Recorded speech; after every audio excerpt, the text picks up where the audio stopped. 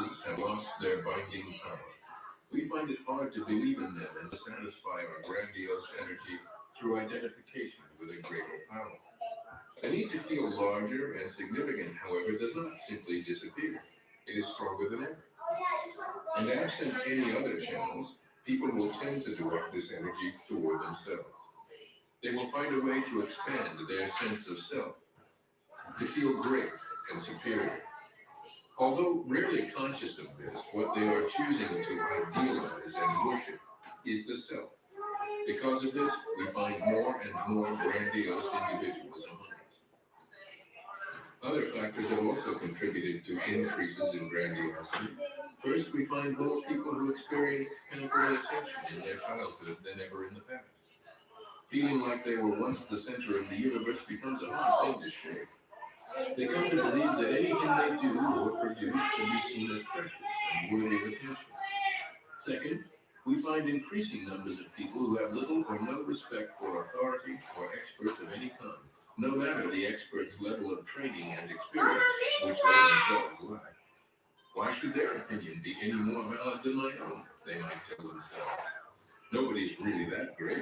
People with power are just more privileged.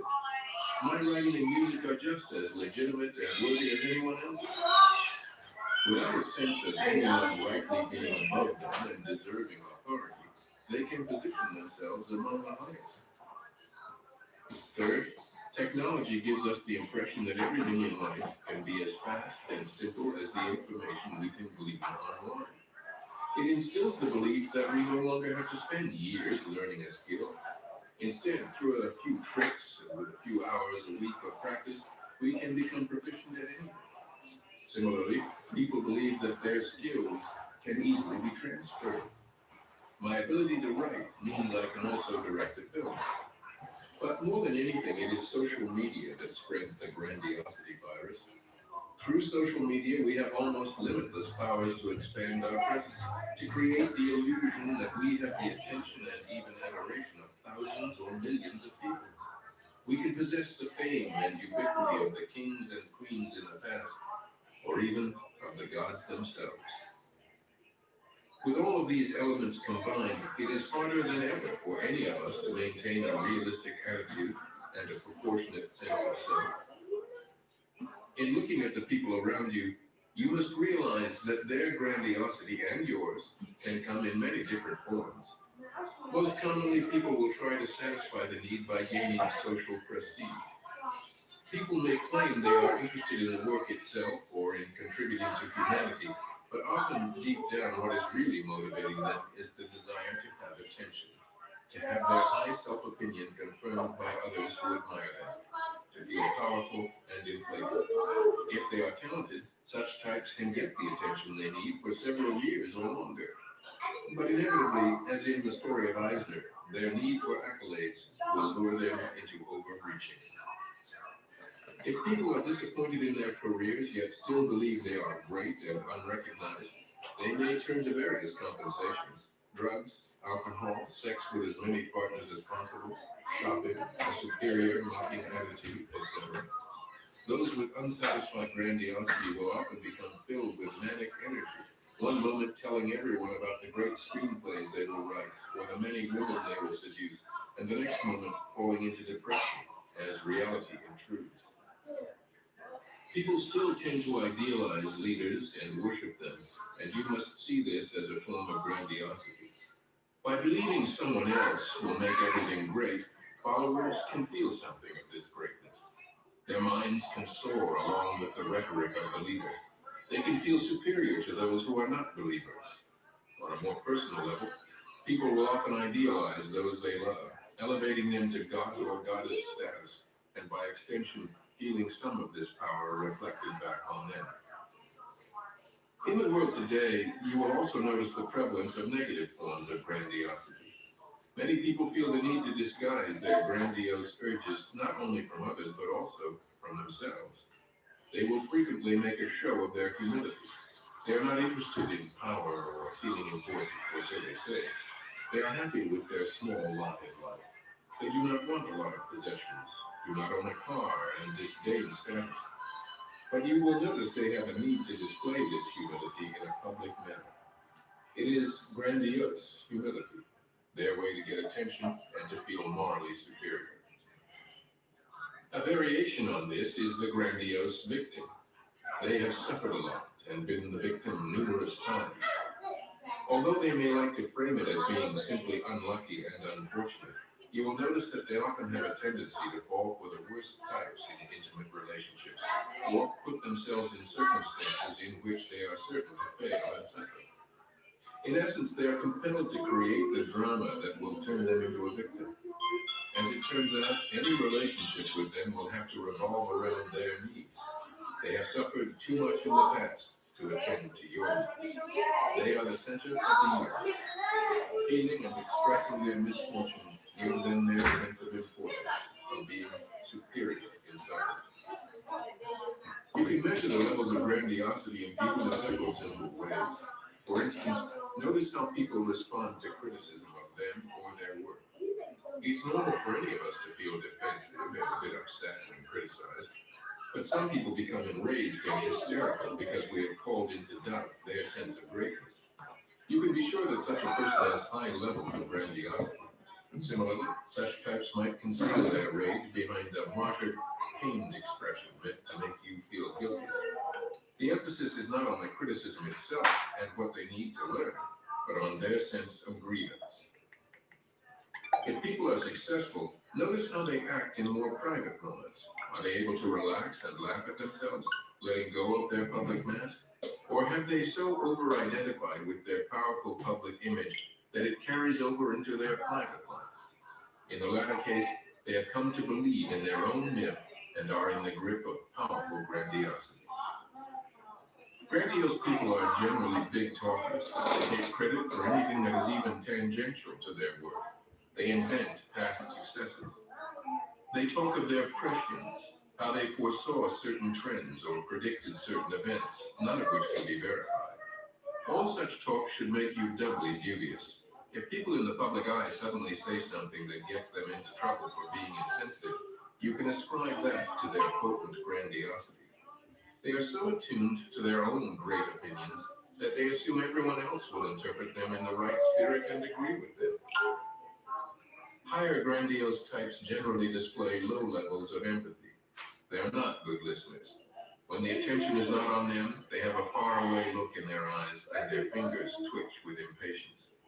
Only when the spotlight is on them do they become animated. They tend to see people as they tend to see people as extensions of themselves, tools to be used in their schemes, sources of attention. Finally, they exhibit nonverbal behavior that can only be described as grandiose. Their gestures are big and dramatic. At a meeting, they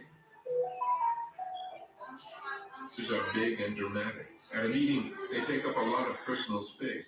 Their voice tends to be louder than others, and they speak at a fast pace, giving no one else time to interrupt.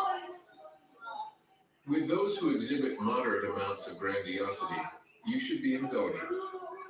Almost all of us alternate between periods in which we feel superior and great, and others in which we come back down to earth.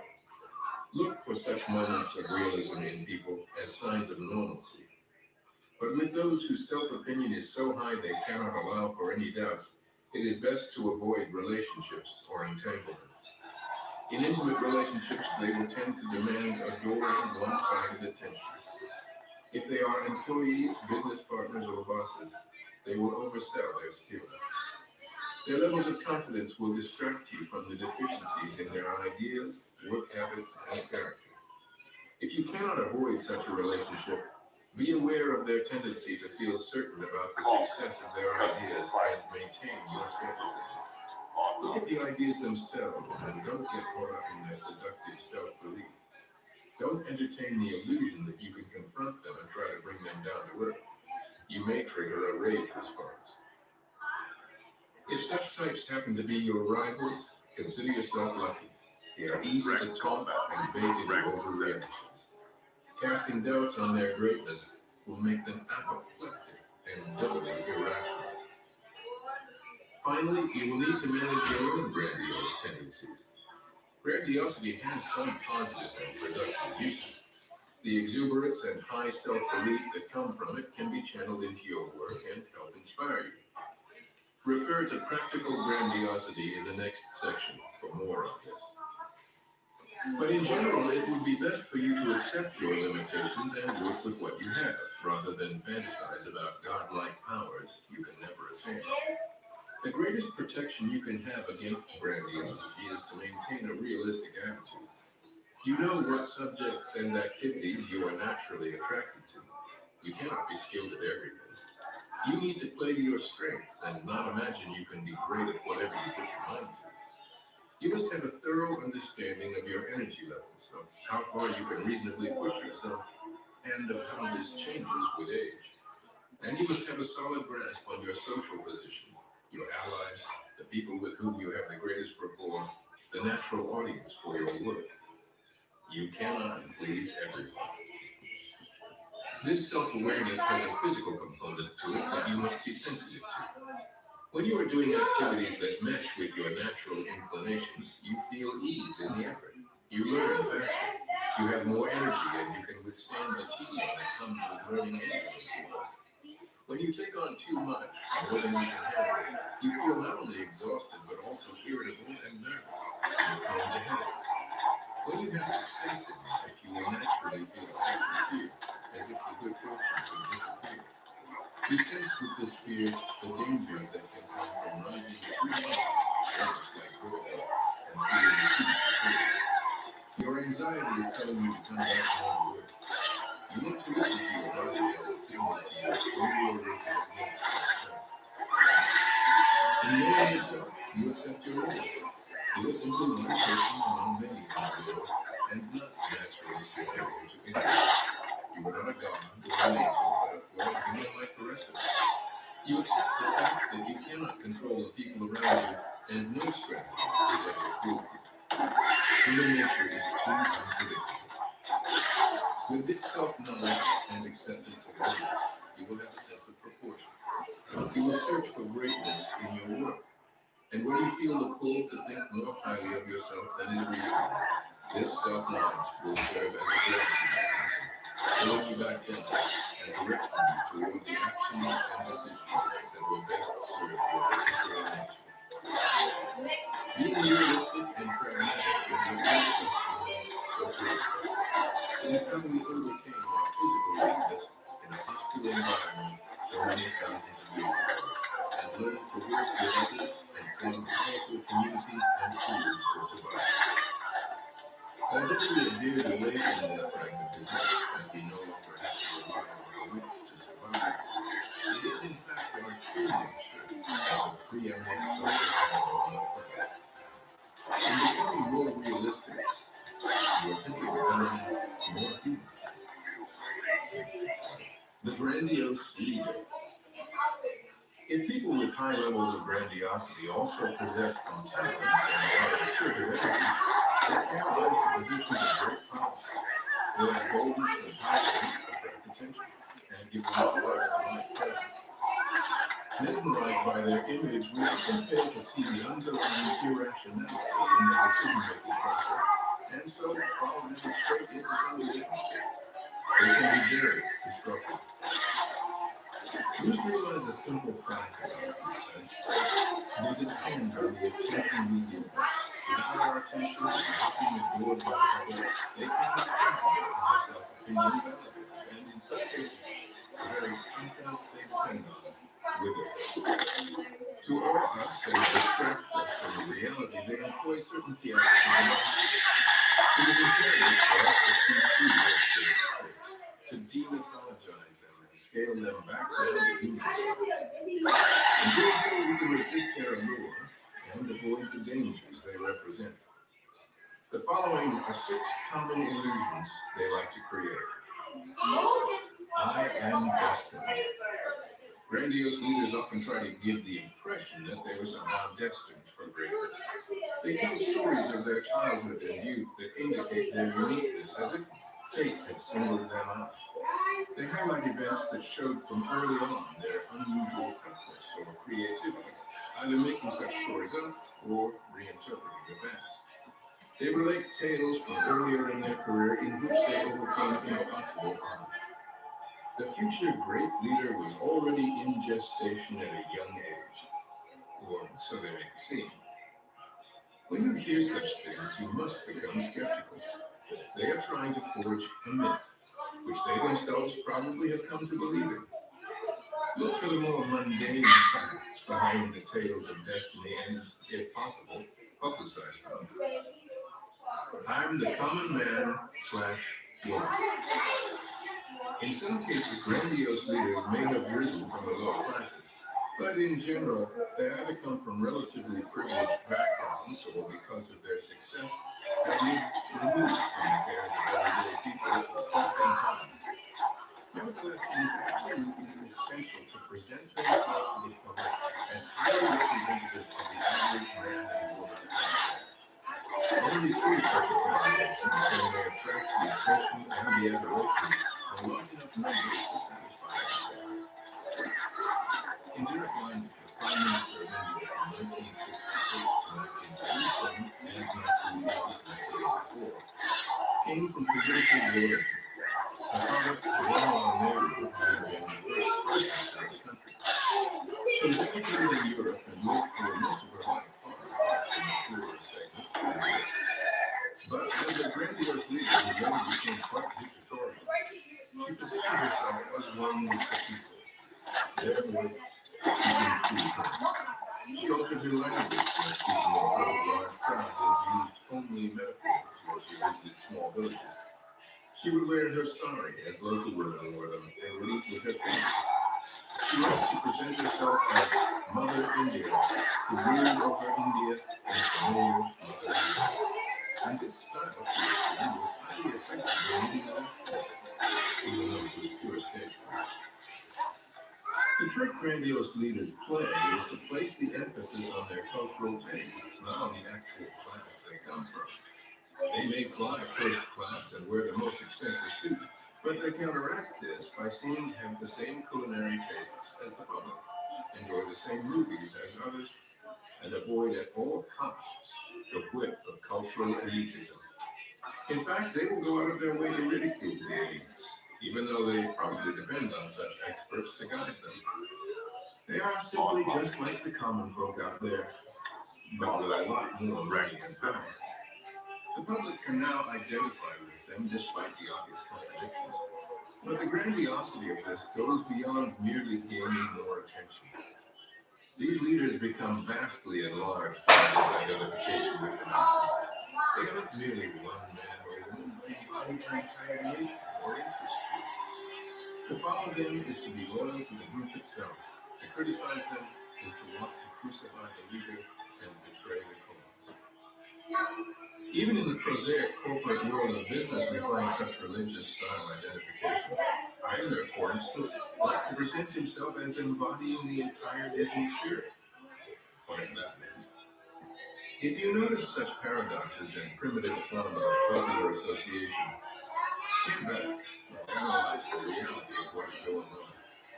You will find at the core something quasi-mystical, highly irrational, and quite dangerous, in that the grandiose leader now feels licensed to do whatever he or she wants in the name of the public. I will deliver you. These types often rise to power in times. Their self-confidence is comforting to the public or to shareholders. They will be the ones to deliver the people from the many problems they are facing. In order to pull this off, their promises have to be large yet vague. By being large, they can inspire dreams. By being vague, nobody can hold the person to account if they don't come to pass, since there are no specifics to get hold of. The more grandiose the promises and visions of the future, the more grandiose the faith they will inspire. The message must be simple to digest, reducible to a slogan, and promising something large that stirs the emotions. As part of this strategy, these types require convenient scapegoats, often the elites or outsiders, to tighten the group identification and to stir the emotions even further. The movement around the leader begins to crystallize around hatred of these scapegoats, who begin to stand for every bit of pain and injustice each person in the crowd has ever experienced. The leader's promise to bring these invented enemies down increases the leader's power exponentially. What you will find here is that they are creating a cult more than leading a political movement or a business. You will see that their name, image, and slogans must be reproduced in large numbers and assume a godlike ubiquity. Certain colors, symbols, and perhaps music are used to bind the group identity and appeal to their basest human instincts. People who now believe in the cult are dumbly and ready to exceed any kind of act. At such a point, nothing will dissuade true believers. But you must maintain your internal distance and analytic power. Rewrite the rules. A secret wish of humans is to do without the usual rules and conventions that signal fear, to gain power just by following our own inner life. When grandiose leaders come to have such powers, we are secretly excited and wish to believe them. Michael Cimino was the director of the Academy Award-winning film The Deer Hunter, 1978. For those who worked with and for him, however, he was not simply a film director, but rather a special genius on a mission to disrupt the rigid corporate Hollywood system.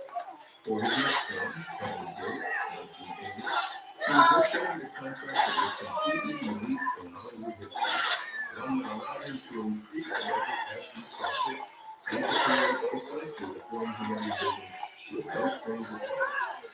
On the set, Cimino spent weeks rehearsing the actors in the right kind of roller coaster. One day he waited hours before he went cameras just for the perfect kind of clock to pass into frame. The clock scored, and the film he initially turned in was over 5 hours long. In the end, Heaven's Gate was one of the greatest advances in Hollywood history, and it virtually destroyed Cimino's career. It seemed that the traditional contract had actually served a purpose to rein in the natural grandiosity of any film director and help him or her work within the limits. Most rules do have common sense and rationality behind them. As a variation on this, grandiose leaders will often rely on their intuitions, disregarding the need for focus groups or any form of scientific feedback. They have a special inside connection to the truth. They like to create the myth that their hunches have led to fantastic successes, but close scrutiny will reveal that their hunches miss as often as they hit. When you hear leaders present themselves as the consummate maverick, able to do away with rules and science, you must see this only as a sign of miracles, not divine inspiration. I have the ability. Those with heightened curiosity will try to create a legend that they have never reached. If they were saved into a success in their career, it was always the fault of others who betrayed them. U.S. Army General Douglas MacArthur was a genius at reflecting belief. To hear him say, in his long career, he had never lost a battle, although in fact he had lost many. But by trumpeting his successes and finding endless excuses, such as betrayal or his losses, he created the myth of his magical battlefield power. Grandiose leaders inevitably result to such marketable money. A remedy for this is the belief that they can easily transfer their skills. A movie executive can become a theme park designer. A businessman can become the leader of a nation. Because they are magically gifted, they can try their hand at anything that attracts them. This is often a fatal move as they attempt things beyond their expertise and quickly become overwhelmed with the complexity and chaos that comes from their lack of experience. In dealing with such types, look carefully at their record and notice how many glaring failures they have had. Although people under the influence of their grandiosity will probably not listen, help listeners to truth of their record in a neutral manner. I'm involved. A grandiose leader takes risks. This is what often attracts attention in the first place, and combined with the success that often attends the goal, they seem larger than life. But this boldness is not really under control. They must take actions that create a splash in order to keep the attention going that keeps their high self-opinion. They cannot rest or retreat because that would cause a lapse in publicity. To make things worse, they come to feel invulnerable because so many times in the past they've gotten away with risky behaviors. And if they face setbacks, they manage to overcome them through moral audacity. Furthermore, these daring activities make them feel alive and valuable. It becomes a drug. They use bigger stakes and rewards to maintain the feeling of godlike invulnerability. They can work 20 hours a day under this form of pressure. They can walk through fire. In fact, they are rather vulnerable until that fatal hubristic maneuver in which they finally go too far and all crashes down. This could be MacArthur's grandiose tour of the United States after the war, in which his irrational need for attention became painfully apparent. While Mao's fatal decision to lead the Cultural Revolution, or staying the lead, CEO of Merrill Lynch, sticking with mortgage-backed securities when everyone else was getting out, essentially destroying one of the oldest financial institutions in the country. Suddenly, the aura of being vulnerable is shattered. This occurs because their decisions are determined not by rational considerations, but by the need for attention and glory, and eventually reality catches up in one armed way. In general, in dealing with a grandiose leader, you want to try to deflate the sacred, glorious image they have forged. They will overreact, and their followers will become rabid. But slowly, a few followers may have second thoughts, creating a viral Western culture into a practice of grandiosity. Grandiosity is a form of primal energy we all possess. It impels us to want something more than we have, to be recognized and esteemed by others, and to feel connected to something larger. The problem is not with the energy itself, which can be used to fuel our ambitions, but with the direction it takes. Normally, curiosity makes us imagine a world greater and more superior than it actually is. We can call this fantastical grandiosity because it is based on our own and the skewed impression we get from any attention we receive. The other thing, which we should call practical grandiosity, is not easy to achieve and does not come naturally to us, but it can be the source of tremendous power and self-fulfillment. Practical grandiosity is based not on fantasy, but on reality. The energy is channeled into our work and our desire to reach goals, solve problems, or to improve relationships. It impels us to develop and hone our skills. Through our accomplishments, we can feel greater. We attract attention through our work. The attention you receive in this way is gratifying and fulfilling. But the greater sense of gratification comes from the work itself and from overcoming our own weaknesses. The desire for attention is under control and subdued. So we try to real achievement, not to nebulous subjective fantasy. We feel our presence enlarged through what we contribute to society. Although the precise way to channel the energy will depend on your field and skill level, the following are 5 basic principles that are essential for attaining the high level of fulfillment that can come from this reality-based form of grandiosity. Come to terms with your grandiose needs. You need to begin from a position of honesty. You must admit to yourself that you do want to feel important and be the center of attention. This is natural. Yes, you want to feel superior. You have ambitions like everyone else. In the past, your grandiose needs may have led you into some bad decisions, which you can now acknowledge and analyze. Tonight is your worst one. Only with this self-awareness can you begin to transform the energy into something practical and productive. Concentrate the energy. Fantastical grandiosity will make you flit from one fantastic idea to another, imagining all the accolades and attention you'll receive, but never realizing any of it. You must do the opposite. You want to get into the habit of focusing deeply and completely on a single project or problem. You want the goal to be relatively simple to reach and within a time frame of months and not years. You want to break this down into mini steps and Your objective here is to enter a state of flow in which your mind becomes increasingly absorbed in the work to the point at which ideas come to it on hours. This feeling of flow could be pleasurable and addicting. You don't allow yourself to engage in fantasies about other projects on the horizon. You want to absorb yourself in the work as deeply as possible.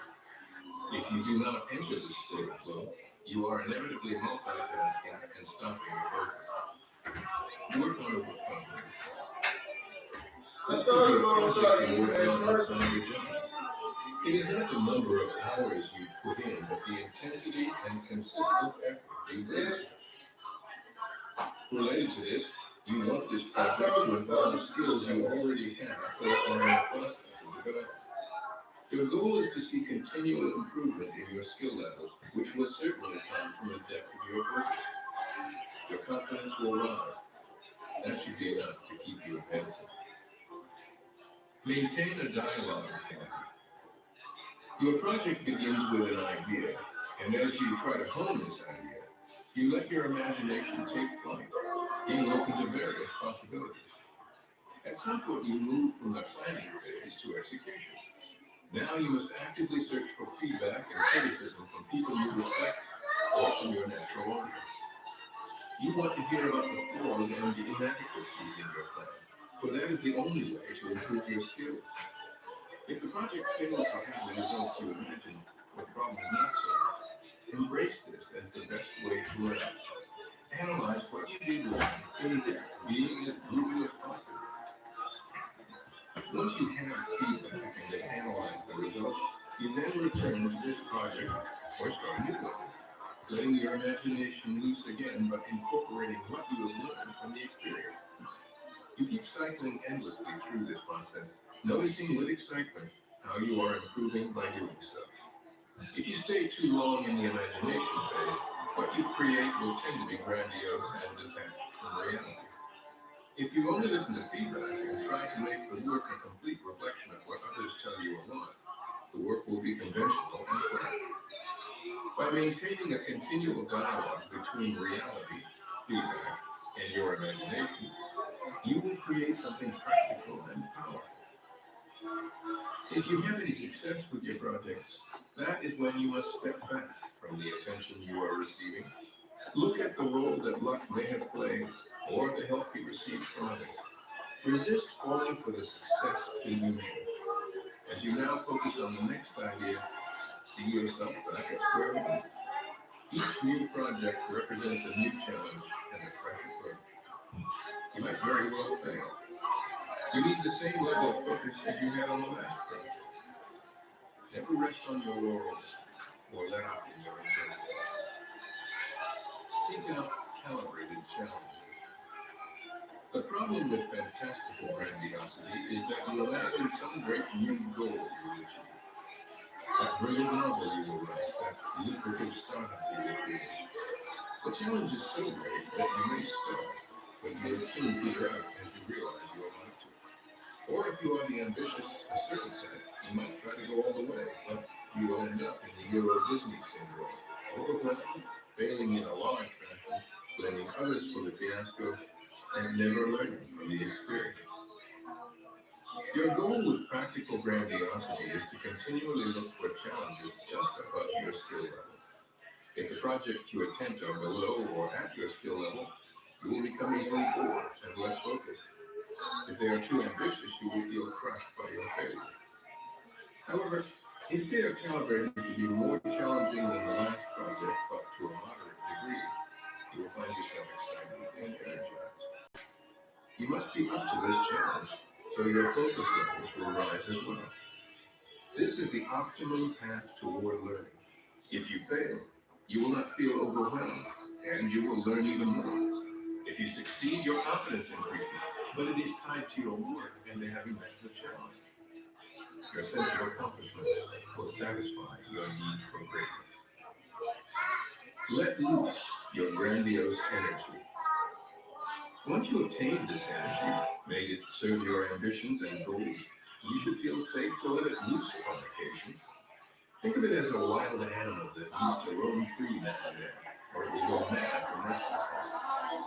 What this means is that you occasionally allow yourself to entertain ideas or projects that represent greater challenges than you have considered in the past. You feel increasingly confident and you want to test yourself. Consider developing a new skill in an unrelated field, or writing that novel you once considered a distraction from the real world. Or simply give freer rein to your imagination when in the planning process. If you are a guy and must perform before others, let go of the restraint you have developed and let your grandiose energy fill you with high levels of self-belief. This will animate your gestures and give you greater charisma. If you are a leader and your group is facing difficulties or a crisis, let yourself feel unusually grandiose and confident in the success of your mission to lift up and inspire the troops. That was the kind of grandiosity that made Winston Churchill such an effective leader during World War II. In any event, you can allow yourself to feel ever so godlike because you have come so far with your improved skills and actual achievements. If you have taken the time to properly work through the other principles, you will naturally return back down to earth after a few days or hours of grandiose exuberance. Finally, at the source of our infantile grandiosity is a feeling of intense connection to the mother. It's so complete and satisfying that we spend much of our time trying to recapture that feeling in some way. It is the source of our desire to transcend our banal existence, to love something so large we cannot express words. We have glimmers of that original connection in intimate relationships and in moments of unconditional love, but these are rare and fleeting. Entering a state of flow with our work or cultivating deeper levels of empathy with people will give us more such moments and satisfy the urge. We feel oneness with the work or with other people. We can take this even further by experiencing a deeper connection to life itself, what Sigmund Freud called the oceanic feeling. Consider this in the following way. The formation of life itself on the planet Earth so many billions of years ago required a concatenation of events that were highly improbable. The beginning of life was a tenuous experiment that could have expired at any moment early on. The evolution since then of so many forms of life is astounding. And at the end point of that evolution is the only animal we know to be conscious of this entire process, the human. Your being, your being alive is an equally unlikely and uncanny event. It required a very particular chain of events leading to the meeting of your parents and your birth, all of which could have gone very differently. At this moment, as you read this, you are conscious of life along with millions of others, and only for a brief time until you die. Fully taking in this reality is what we shall call the sublime. It cannot be put into words. It is too awesome. Feeling a part of that tenuous experiment of life is a kind of reverse grandiosity. You,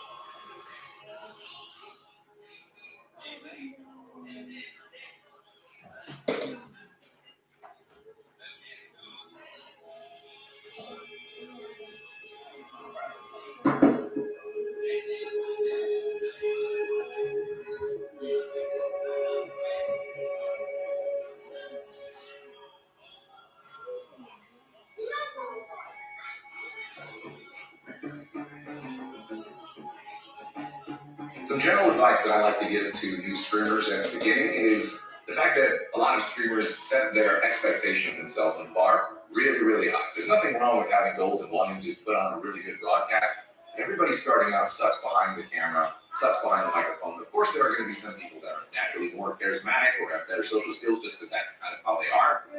I'm an artist. People don't understand. The best advice I could give you, be yourself because you want people to like you for you. A lot of people think I need to have this massive PC and you got all of these extra things. Like, you need nothing more than a game console and a microphone. That's it.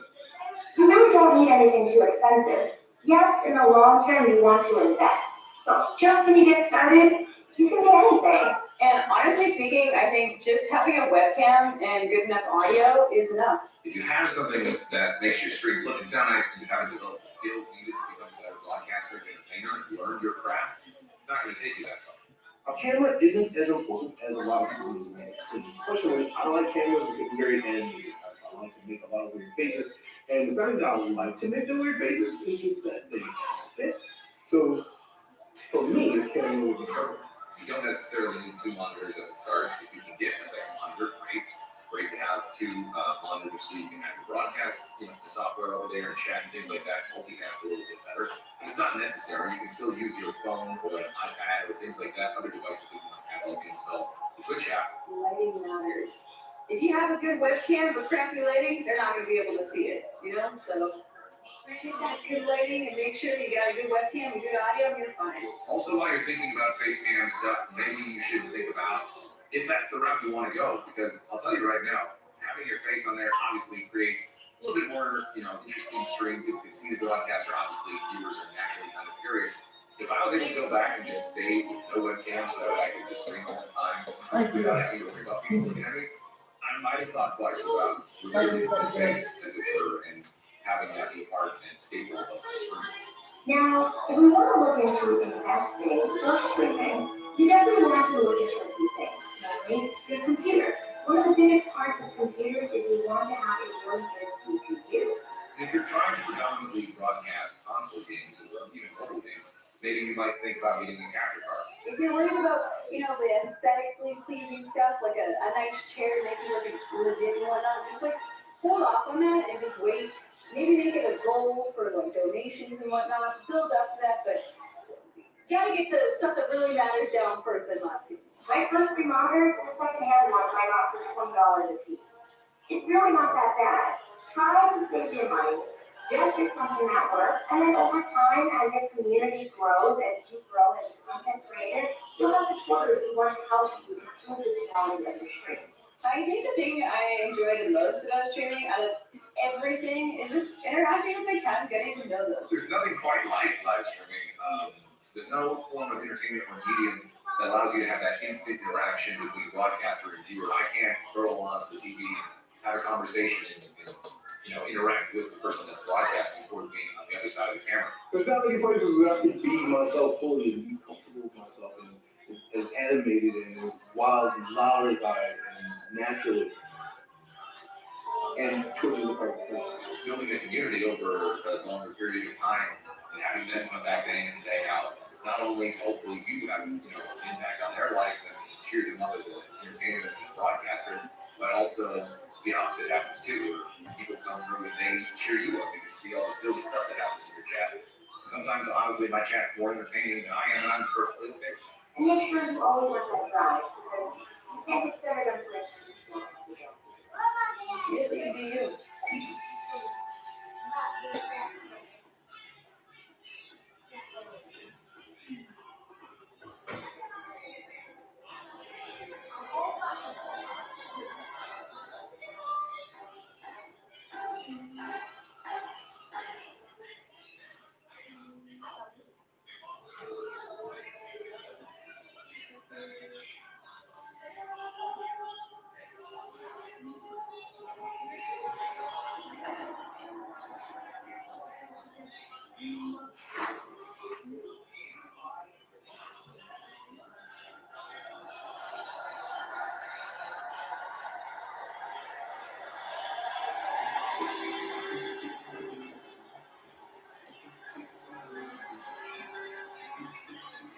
Viewers watch my stream because I like to dance, I like to cook, and I like to laugh. My motto on stream is treat every day like it's the weekend. And I like to have people come to my stream and forget whatever day it is during the week and any problems that they're having and just have fun and relax. People come to my channel for skill-based gameplay, but they also come for the community that I've cultivated over the years. It's important to create a comfortable space for your viewers, even if it means losing a couple who might be rotten eggs. Alright, let's focus on some basics. When you're first starting out, you're going to wonder how you can get people to join your channel. This is a difficult question because it's something that is very unique to each individual person. First, what type of streamer are you? Role play, variety, esports? What is it that makes your channel unique in that category? Make sure you spend a fair amount of time and then make sure that that part of you, the part that makes your channel unique, really stands out. And have fun with it. Most important, have fun with it. All right, we got. What is happening? What is happening? When I was first starting streaming, I really wish I knew the importance of a consistent stream schedule. Even if that's only 2 times a week, it's very, very important that you let your viewers know you will be on, you're returning, their support is not for nothing, but that you're gonna be back, and letting your viewers know and just communicating to them. So, number 1, the importance of a stream schedule, and number 2, communicating that with your viewers who wanna come watch you. Alright, so one of the things I wish I did when I started streaming was how loud I actually was, and how important it was to take care of that little problem. I streamed for about 2 years before I finally got a compressor, and I am a very loud guy. I don't even want to think about how many people I lured it away because I was screaming because a zombie was chasing me, and I will never see those viewers again. First impressions matter. Focus on your audio first and foremost. New creators in the beginning can definitely stand out by allowing themselves to be themselves. I think too often people on Twitch are trying to mimic a streamer that they've already seen as successful, but my stream really got the most successful when I embraced myself and stopped trying to do what I saw everybody else doing. So instead of trying to be the best at a video game, I decided to do a cooking stream one night. And instead of being embarrassed to dance around and be goofy and tell jokes that people might not think are funny, I started to do the exact opposite. And that's actually where my stream started to grow.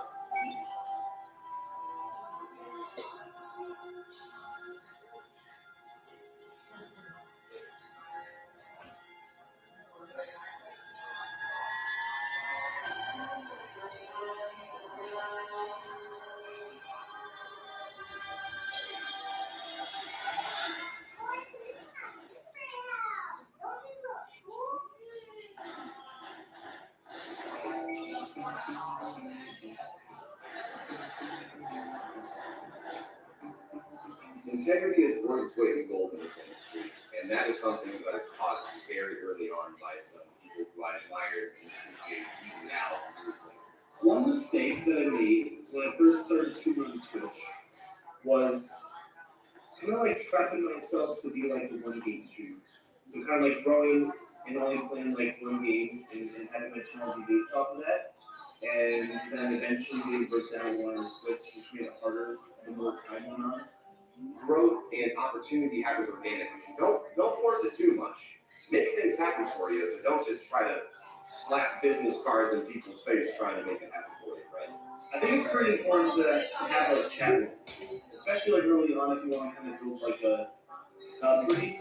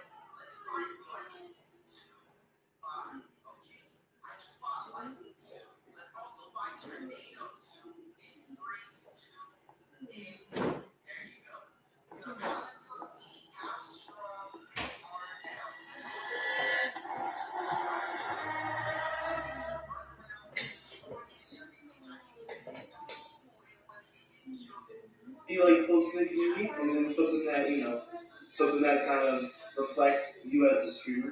So, and I know viewers definitely appreciate that. Don't go around self-promoting in random chats. That's not the way to grow on Twitch. It comes off as immensely rude, and it really isn't successful.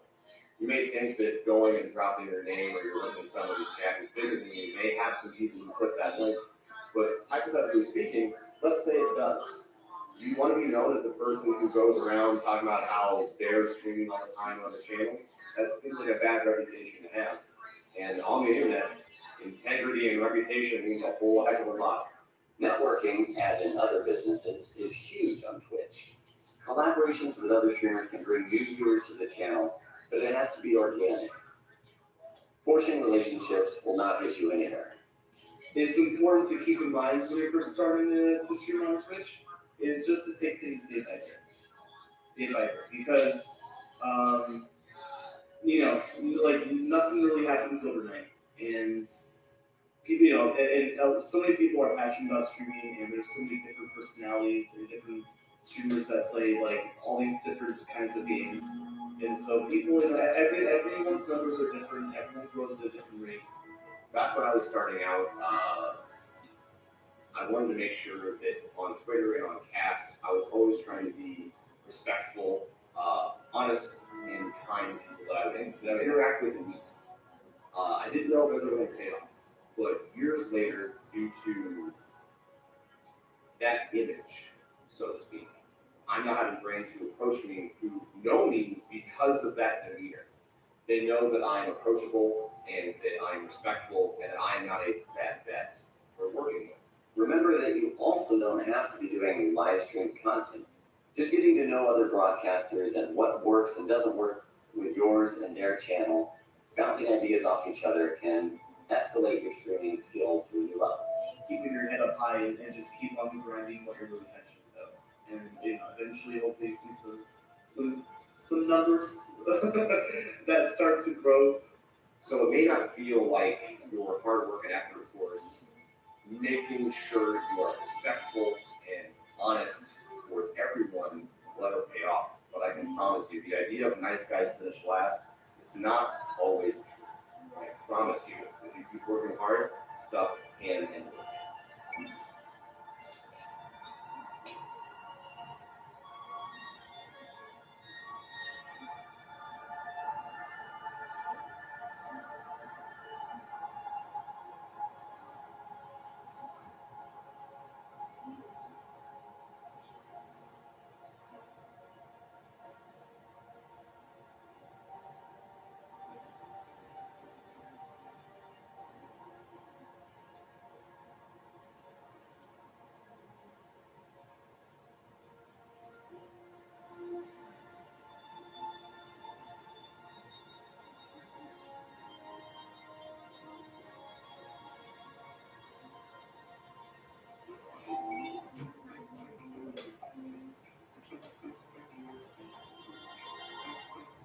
Emotes, just like my pal Dragon over here.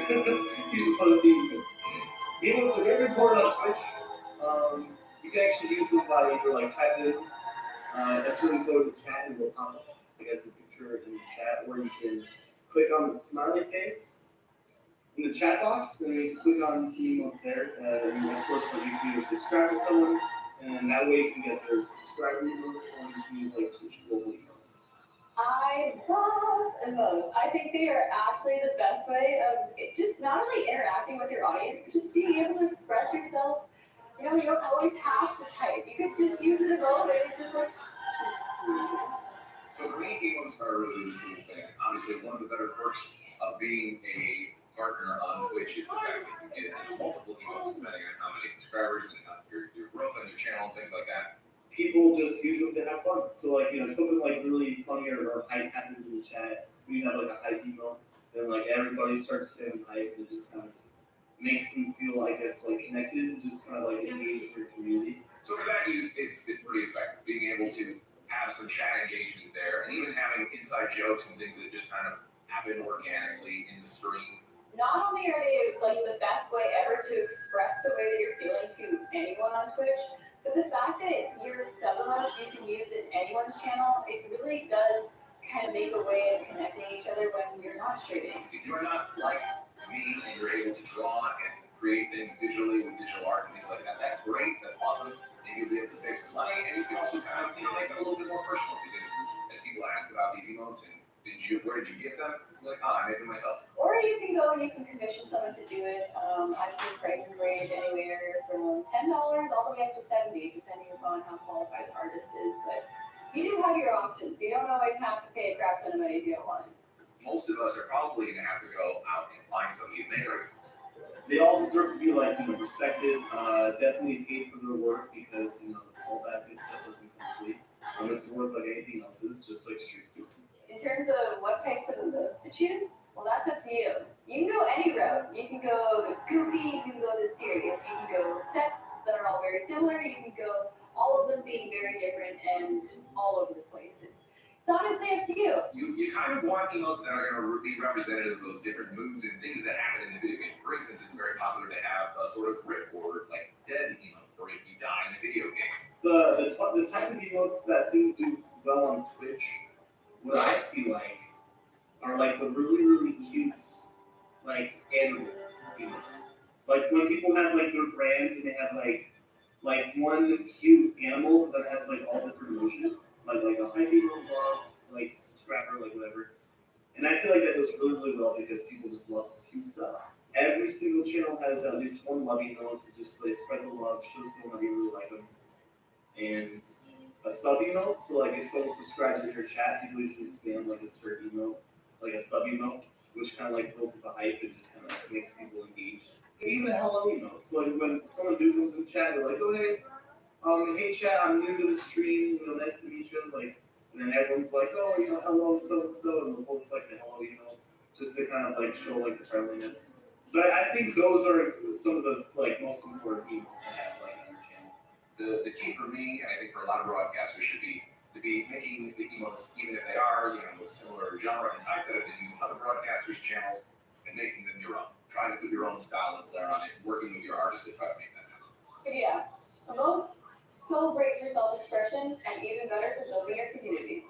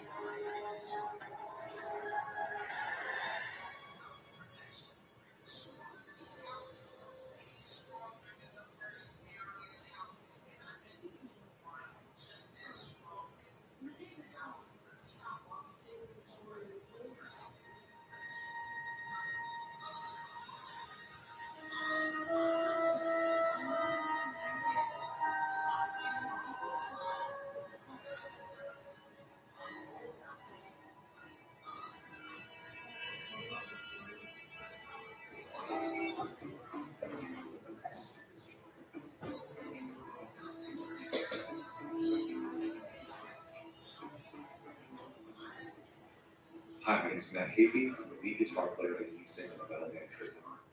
Musicians have a unique set of challenges when it comes to setting up their equipment for the first time. It's very possible. It's very easy. We're going to help you with some tips right here. Let's talk about some of the tools now that you can stream on Twitch. It's not too many, but bear with us. You need a PC or a Mac. You need really good internet. You want it to be stable, good upload, good download, definitely hardwired. You need a webcam. It's really an endless option of what you prefer. You need a microphone.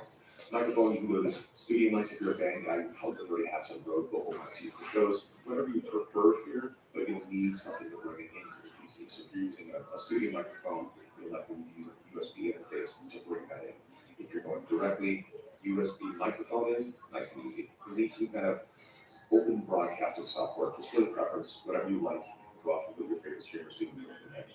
You need somewhere kind of isolated. It doesn't have to be a perfect studio isolation.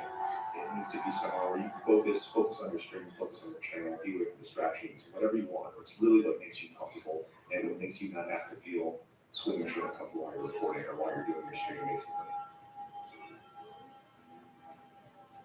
When going live, it's important to set a title, notification, and category for your stream. Categories are going to help people find exactly what it is that you're streaming music within music performance. The titles are very important as well. You want to rename that each stream, letting people know exactly what you're doing, whether you're talking about Q&A, games, recording, whatever that may be. It always helps to have a personal touch to these, so what you can create.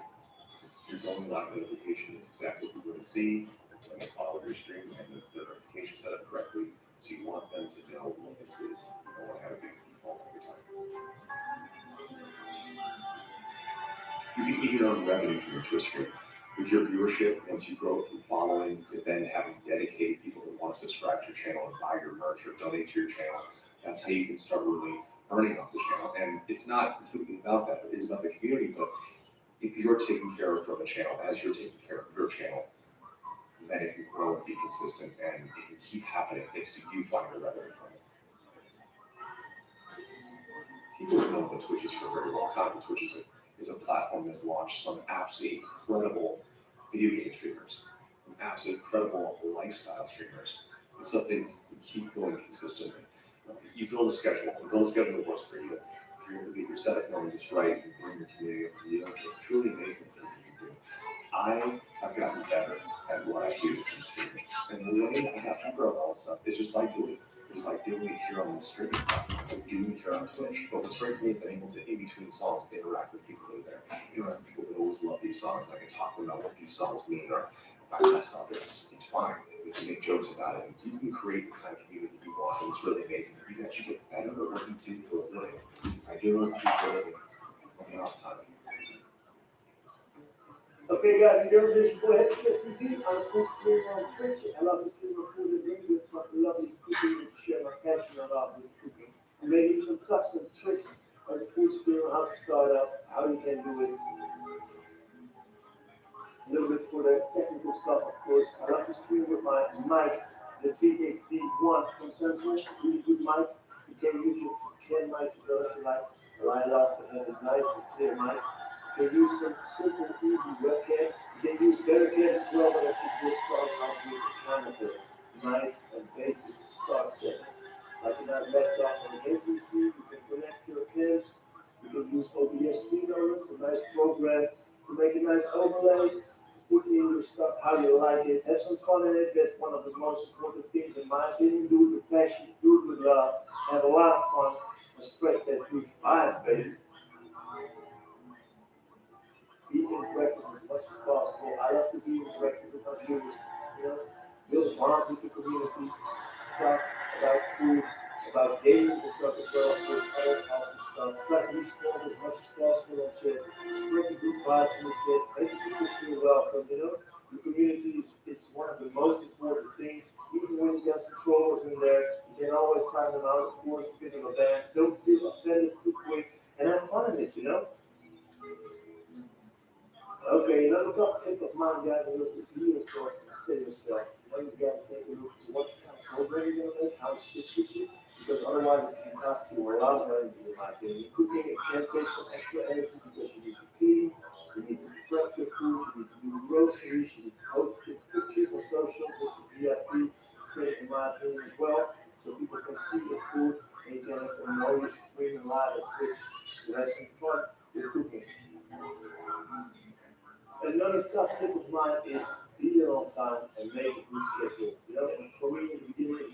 you start out with work, and you gotta find a schedule with it, so make sure your schedule is sticking with your work, with your family time. Be there on time as well, of course, and make sure that people know when you're going live. So if you are dedicated and you have a nice structure in your schedule, I say let's go for it, and have some fun. I know it's not fitting for everyone that comes in, but I like to be responsible as much as possible to give people a nice warm welcome. If they got a bad day, you can cheer them up a little bit with the boost feeling. And I love boosting hospitality myself as well, and I get a lot of energy from it. So that's one of my top tips too. Try to keep your head up, stay positive, give your people a good feeling, and go for it, man.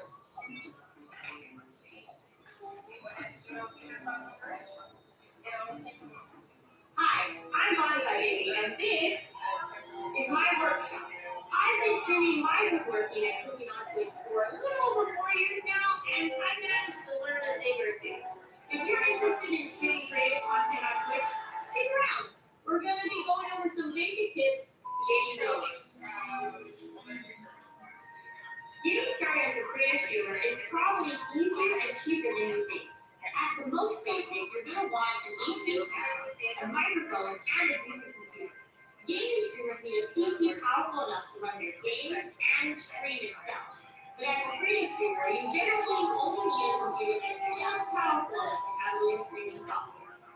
You also want to make sure your computer is hardlined into your router so that you have a stable streaming station. From there, you would want to make additions based on the medium of your work. Again, you can drain your own water first. Set the same screen as But we still coming down. Her hair drinks up anyone moisture. working on the physical level or large space like me, It doesn't drink up moisture. I like to put one camera focused on whatever it'll be cooking or painting. I use the other camera as a face cam. And then we're gonna massage this thing, and then we're gonna Of course, if you're music streaming, you're probably going to want to have better microphones and connection. Yes, I want to be like As you begin to upgrade your streaming hardware, a lot of choices will be pretty straightforward.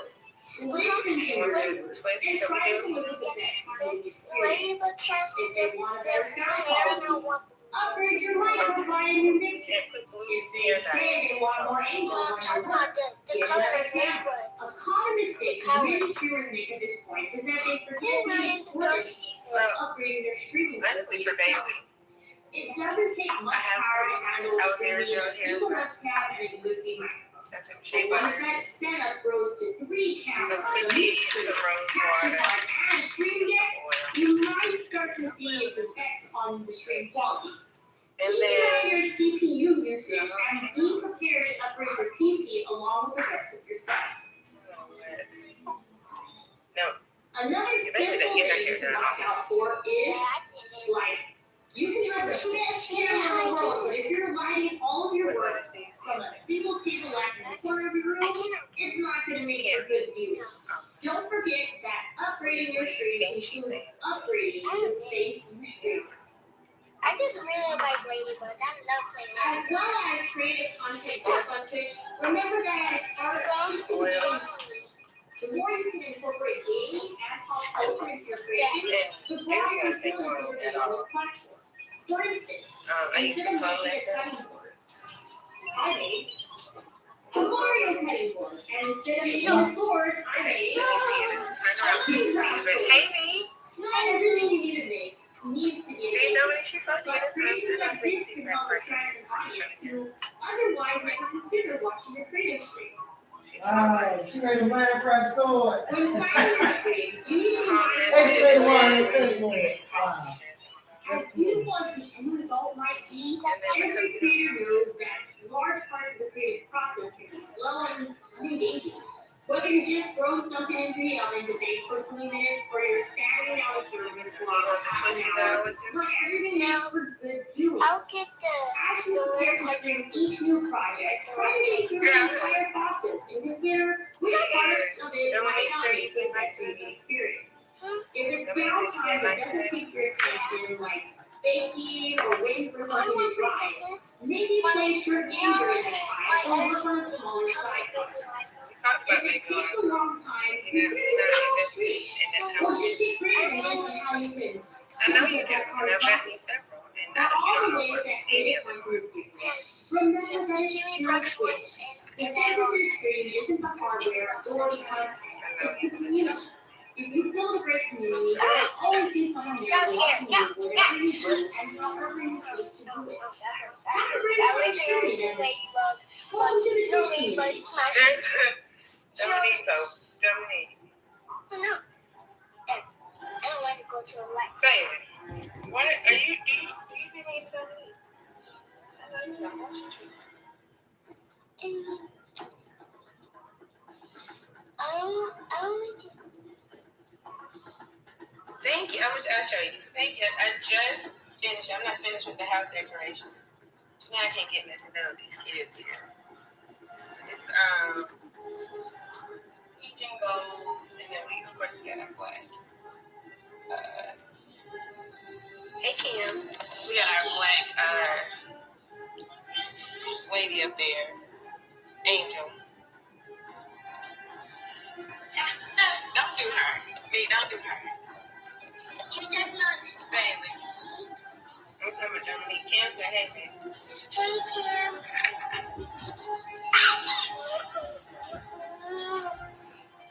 I was trying to tell y'all earlier. No, I'm not with Safe Farm anymore. I haven't been since the day before Halloween. Nope, not anymore. Right now, I switched my part-time, which is Amazon, to my full-time job, and she did put you out. That was like a year ago, Anyway, I'm just putting some shea butter on here because Bailey does not like to moisturize her hair. Your moisturizer is broken. It's not broken. I tried to work it. I was trying to moisturize my hair in the bathroom. Is Bailey the favorite? No, Bailey is not the favorite child. You keep on, it's not going to be your hair no more. Okay? Stop playing.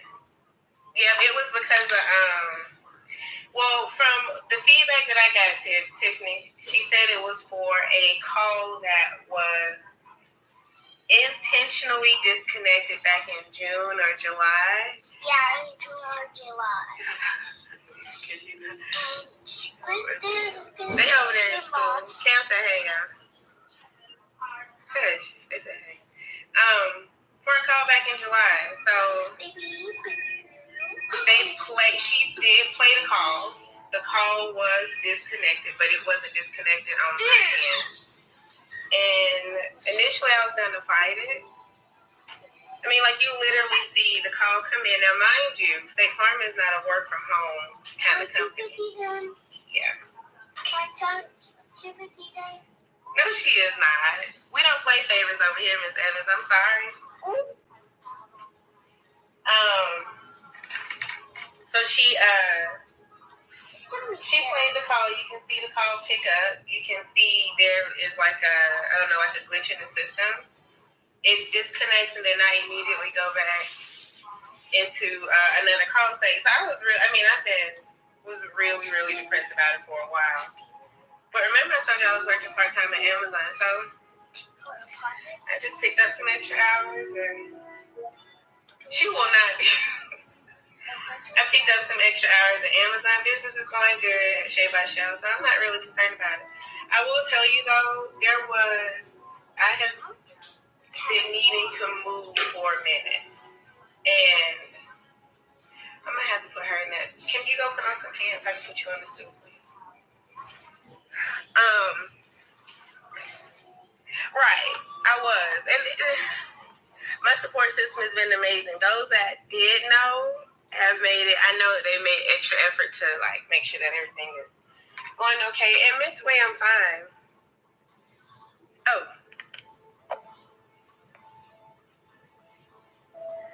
So, yeah, because the same way with your grandchildren, them older ones be in their phones, they be doing that kind of stuff. Hey T. Oh, okay. I thought you couldn't hear me. Bailey.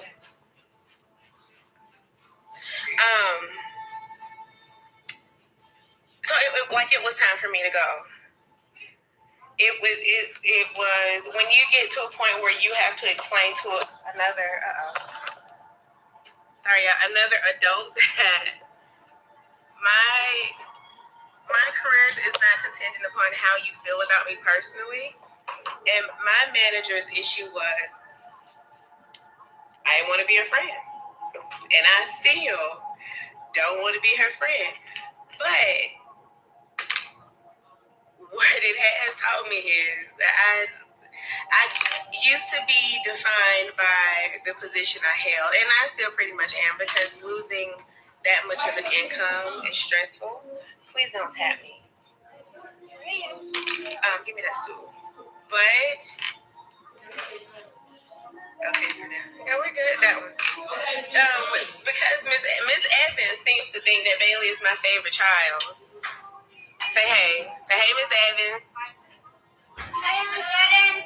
Jordan went somewhere.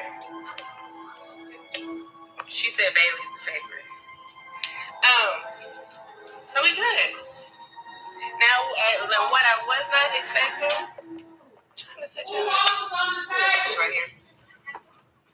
What I was not. Me say hey, y'all. Hi. Hi. Come on, Bailey. We put cheese sticks. I'm not having no wardrobe. That was another thing, being there for the kids. So I don't know if I told y'all about a call I got. There we go.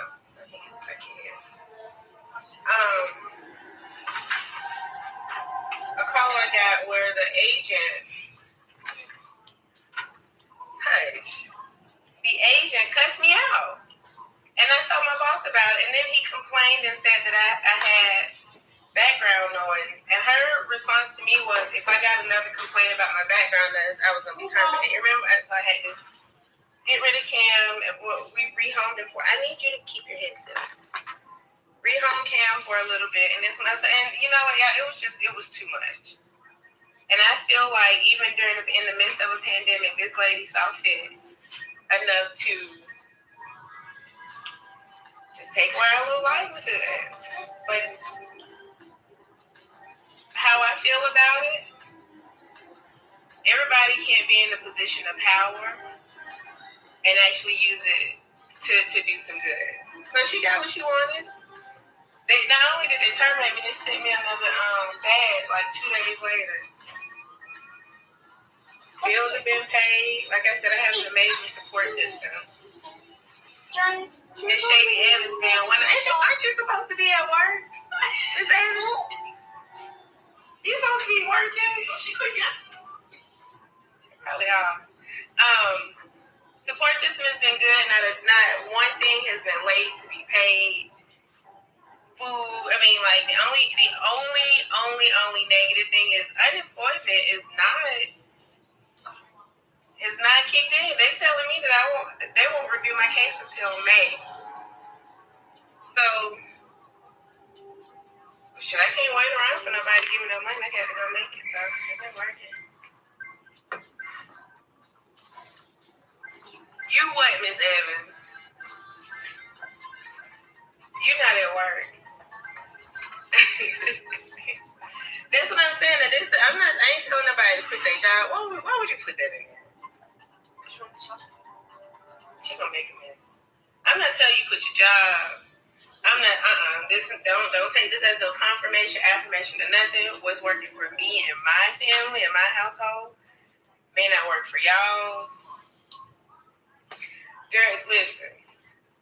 If I could, honestly, you're not doing it. You're not setting that up right there, and you see that camera roll. Honestly, let me tell you something. Honestly, the best thing, if I could redo it, I would definitely not. I would have not wanted to lose my job behind it, and that's the one thing that I struggle with on a daily basis is, did I make a decision that could have potentially put me and my family in jeopardy? And I don't see it that way. she often made comments that I didn't respect her authority. And, I'm not treating her like she's an adult, but you're not treating me like I'm an adult. I don't know what these managers think. I don't know why they feel like once they get out of the department that they're in and become managers, like things change. But when I tell you that lady was difficult to work for, she was super difficult to work for. And I'm trying to monitor what I say because the kids are listening. I will say, Tiffany, that that's good, but you have to weigh your options. I was more concerned with the loss of the income. What?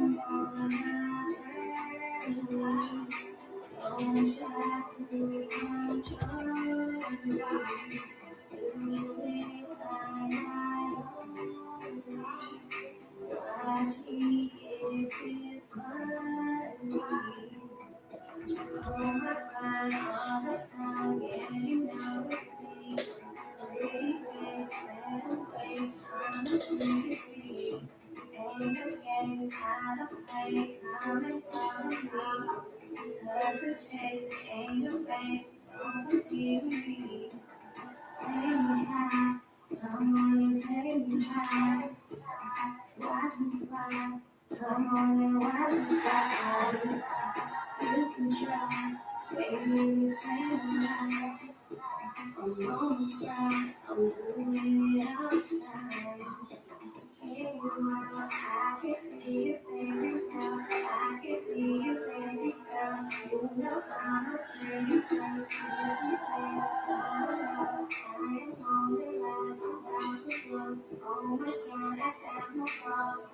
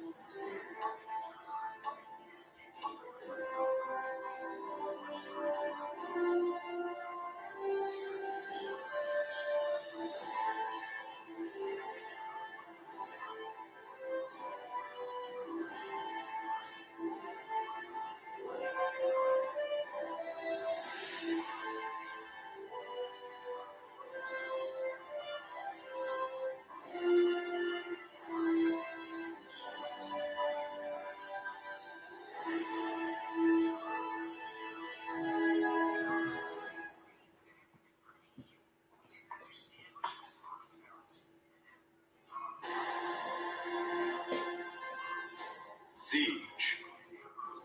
Choose your champion.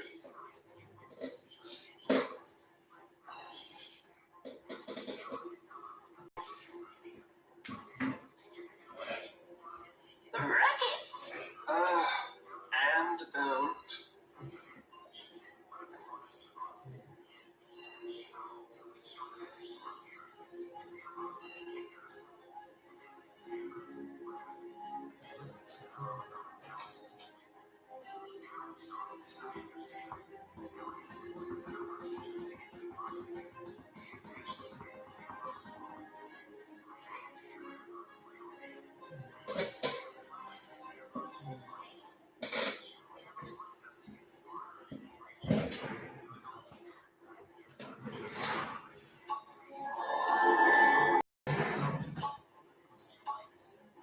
Customize your champion.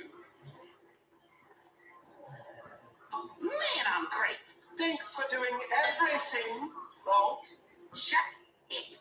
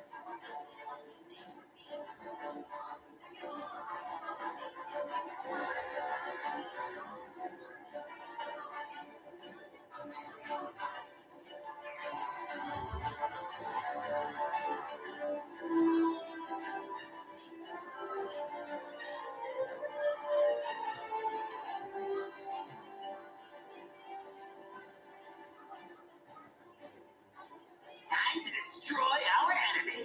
I'll be impressed if you know which direction to go first. Go.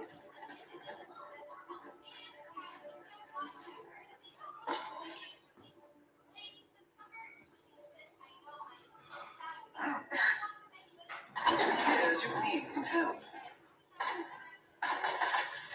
The battle is about to begin.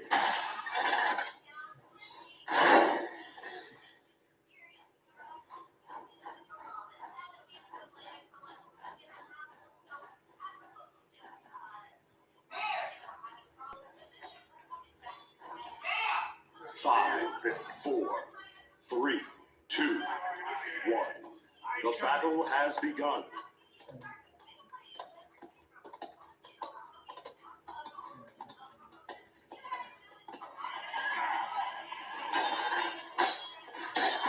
An enemy has drawn first blood. Here's your need some help.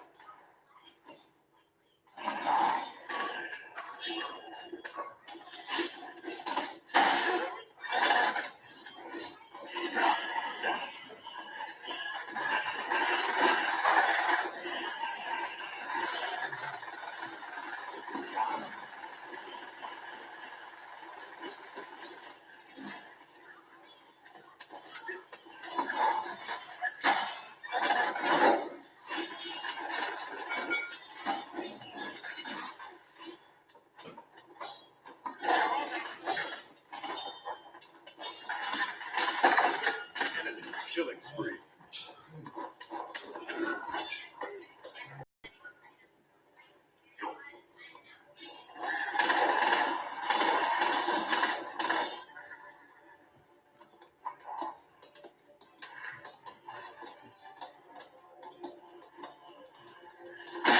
Payload.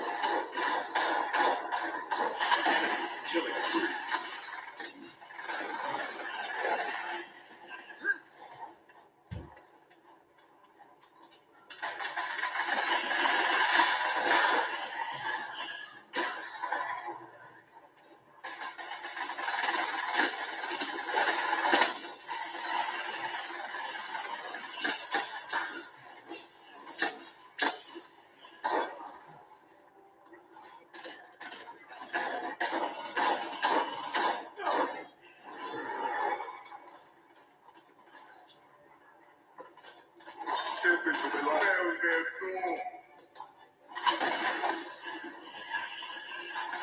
Enemy killing spree.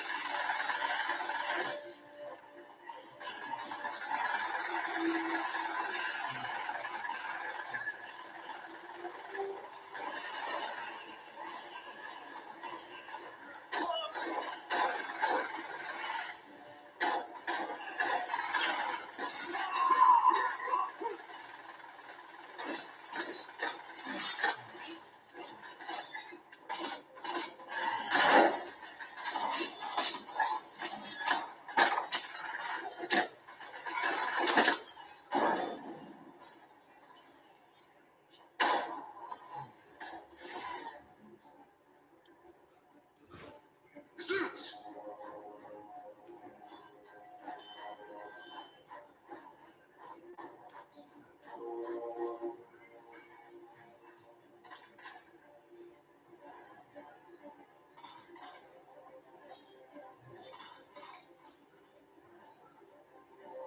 Point spawning in 15 seconds.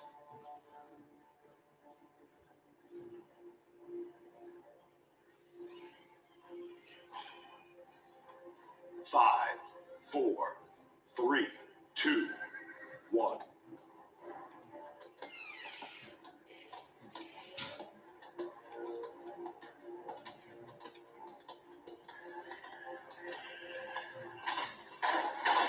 Enemy killing spree.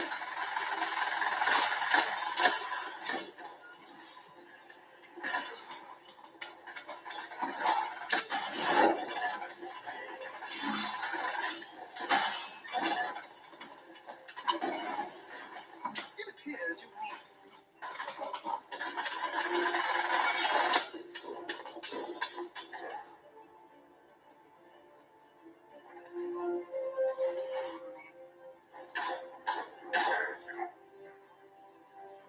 systems critical.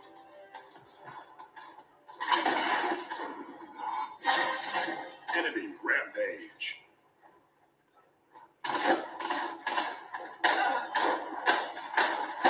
Drop the payload.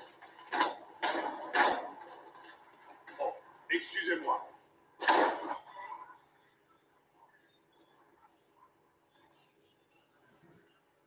The stars spell their doom.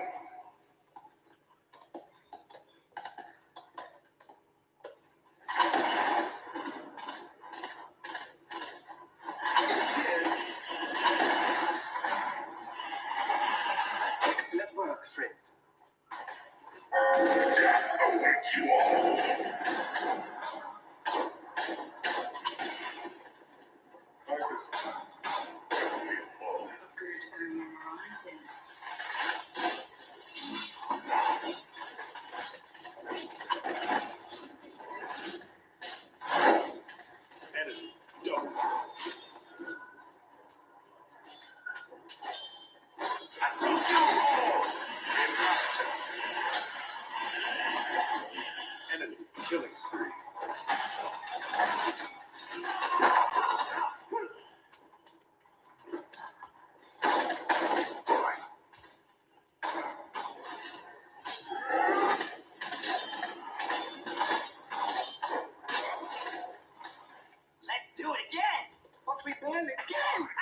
and gaze into the abyss and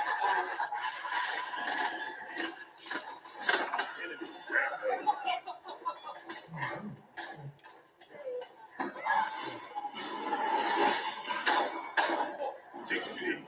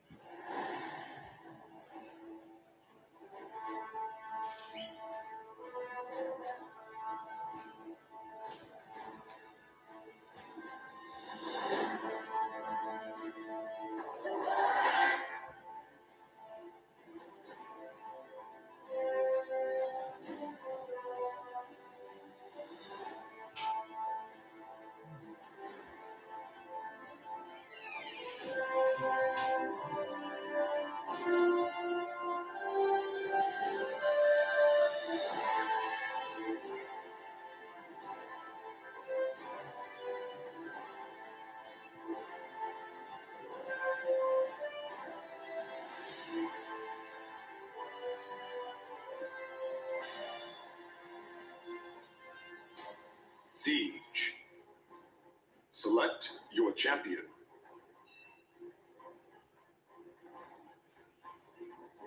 Ruckus. And out.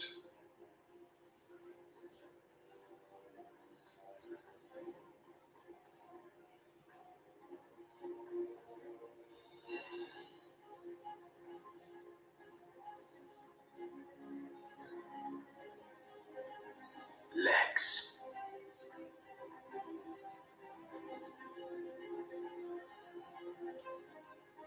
Lex. Ruckus. And out. Come!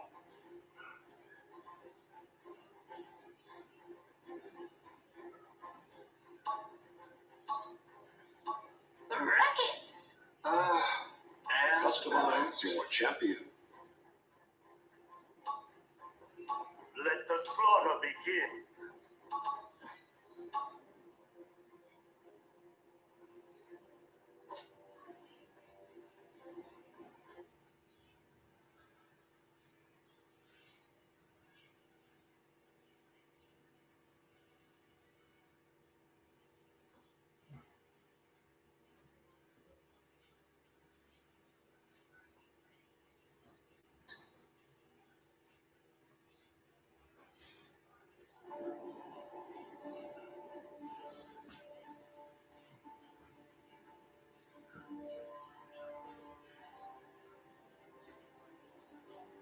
I was once thrown to the wolves. Now I lead the pack.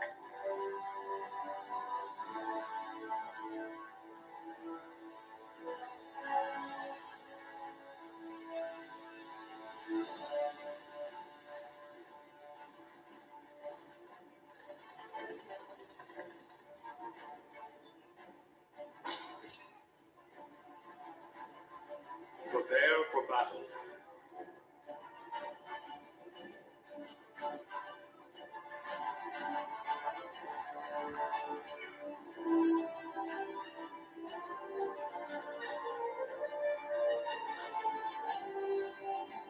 Like 5, 4, 3, 2, We must 1. aid the others. Let the battle begin.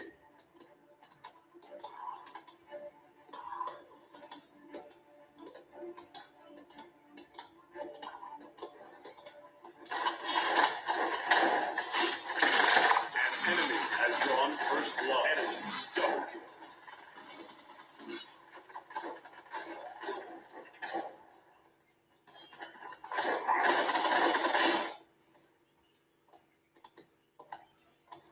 It is the Christ.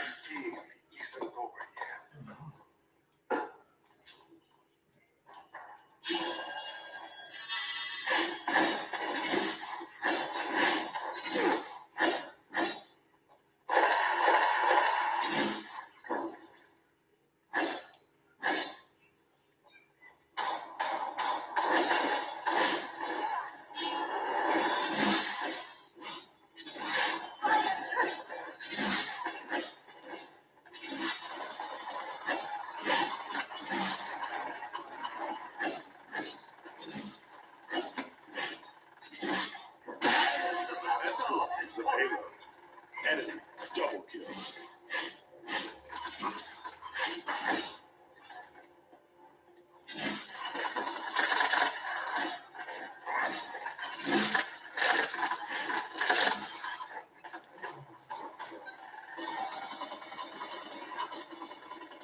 I got this for you.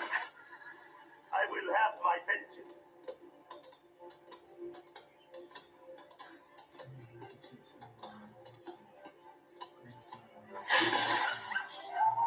Enemy killing spree.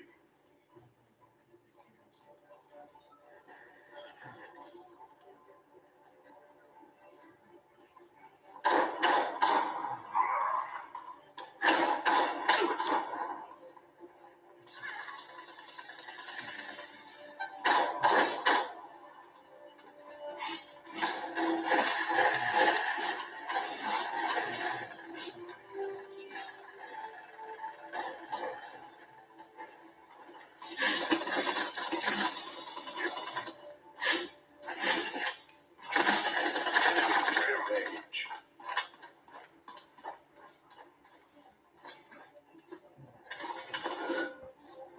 The wound is deep. We have debts to settle.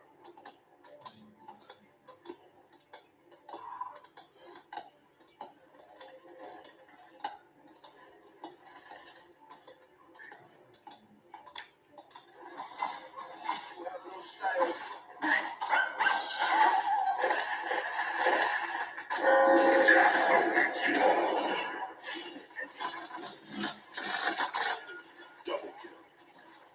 Enemy triple kill. 30 seconds remaining. We have debts to settle.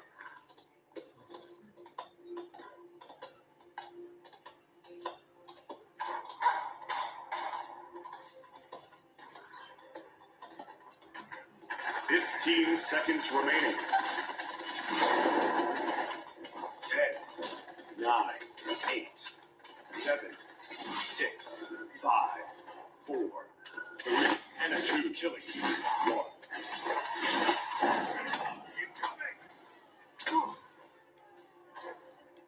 The wound is deep. I will have my vengeance.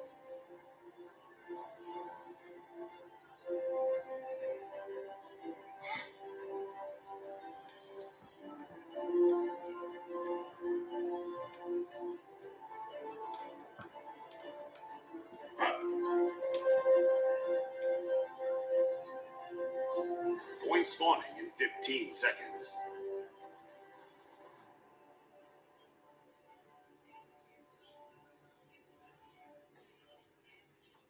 Five, 4, 3, 2, 1.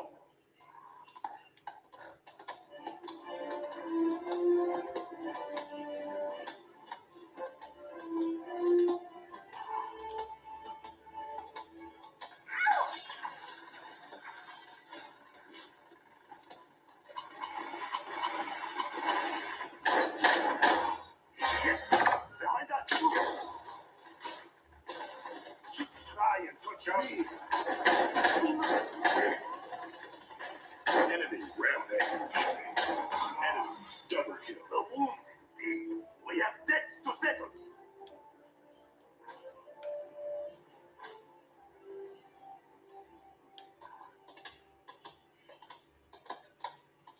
The stars spell their doom. An enemy is unstoppable. Enemy double kill.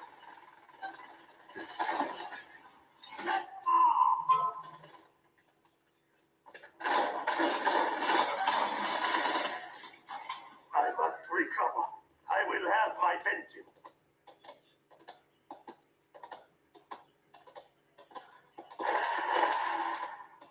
They're above us. An enemy is savage. Enemy. Stop the payload. Enemy killing spree.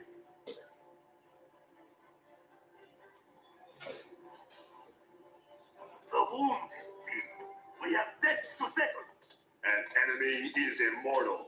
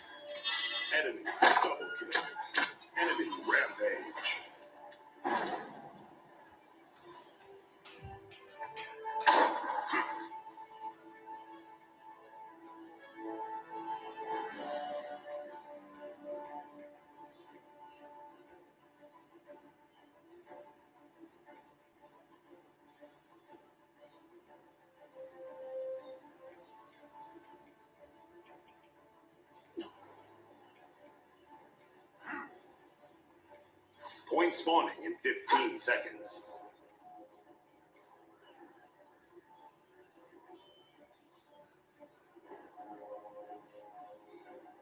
5, 4, 3, 2, 1.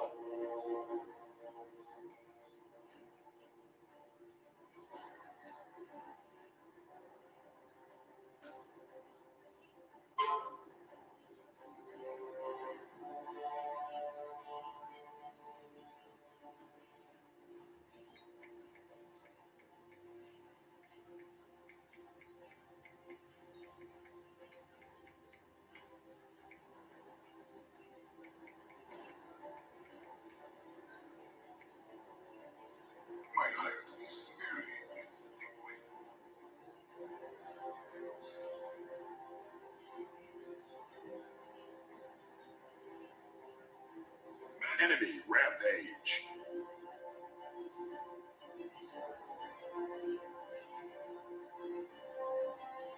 Enemy double kill. Just enemy infiltration.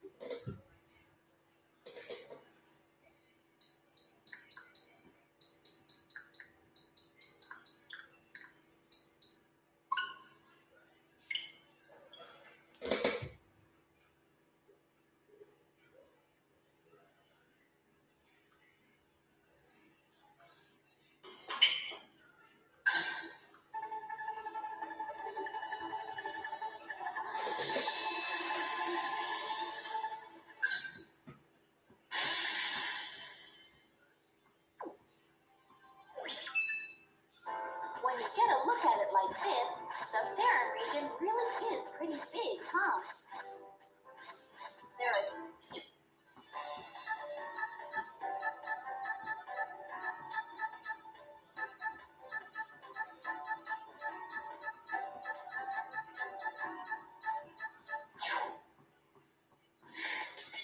your Pokemon.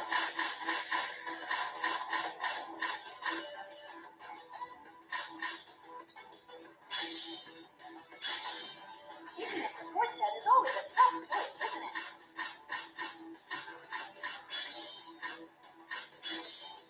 Choose where you want to hold your battle.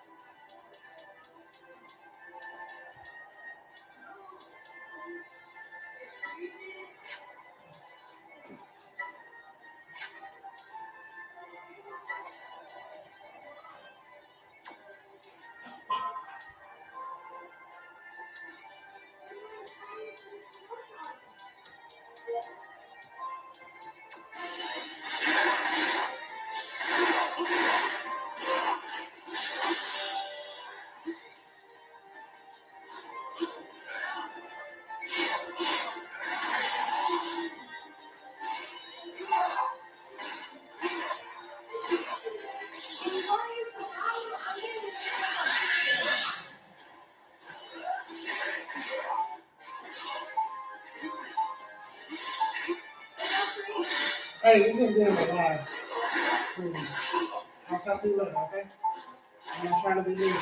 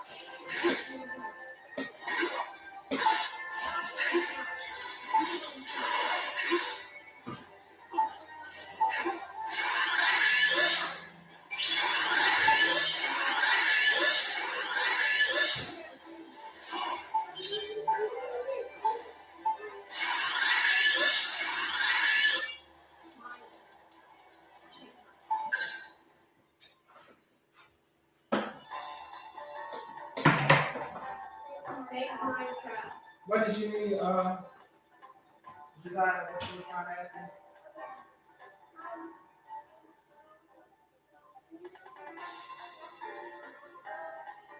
No, because I'm streaming, that's what I'm doing, I'm streaming on Twitch.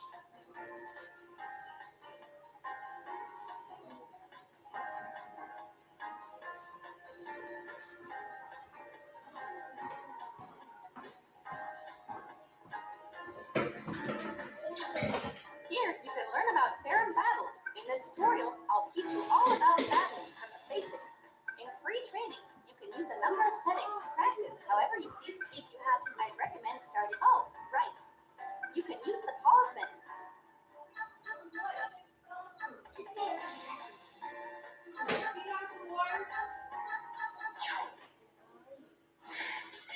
Pokemon are you battling with? Take a support site.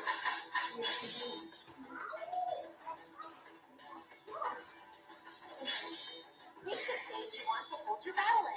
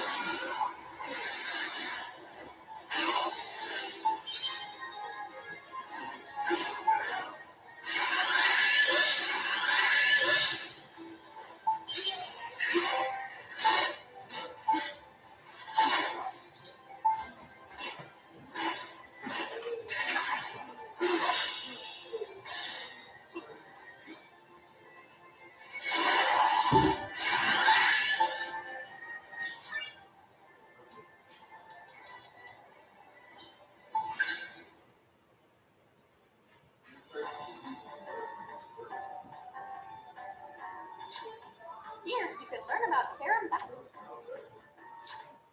Here, you can learn about carom. Sure, getting around from spot to spot can be a pain. There's nothing wrong with kicking back and enjoying a ride in some of the low leaves.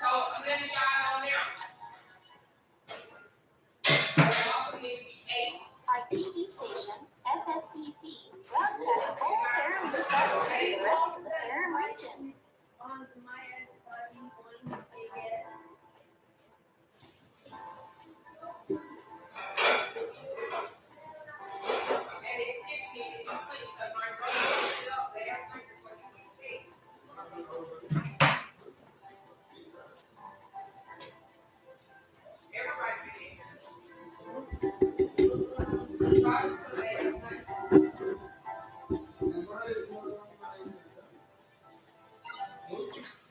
There's nothing wrong with kicking back and off your way through all sorts of battles, huh? Which battle sticks out the most in your mind?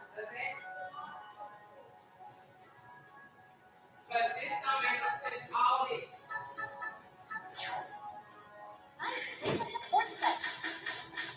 Now then, here's what we're looking this time.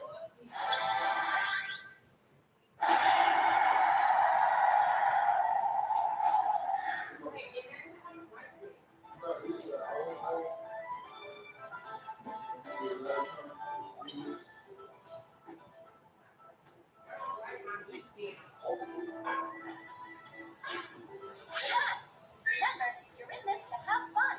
Round one. All right then, let's give it a shot.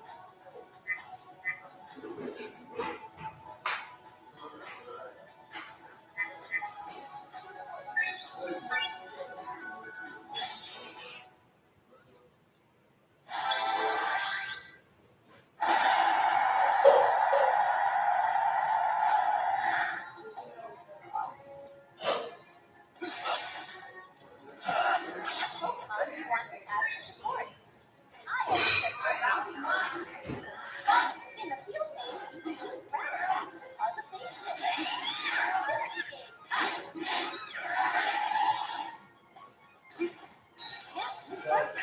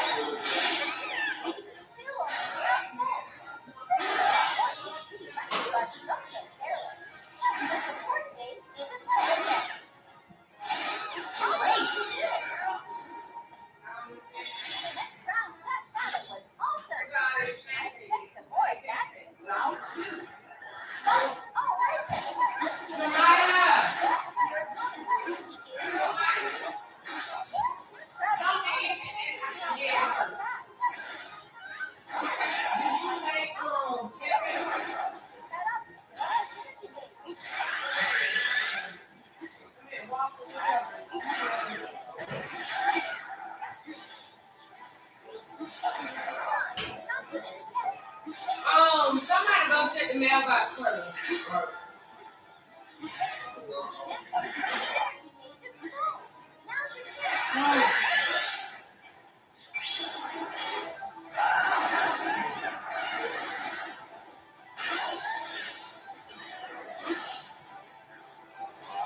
And the reason I say y'all need to eat that TV dinner because y'all don't like to clean up.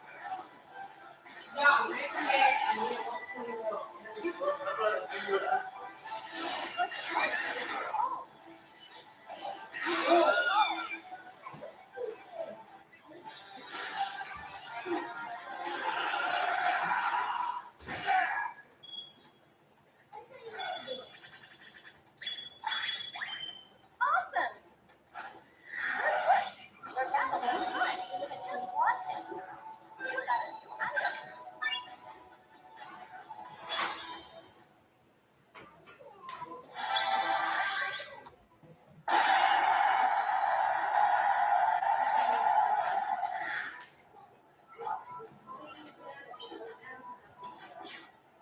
Pokemon do you want to add for support?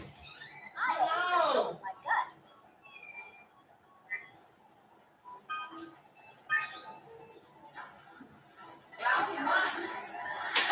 Well, there's blue. Your attack doesn't block any damage from your Pokemon. Let me use block attack.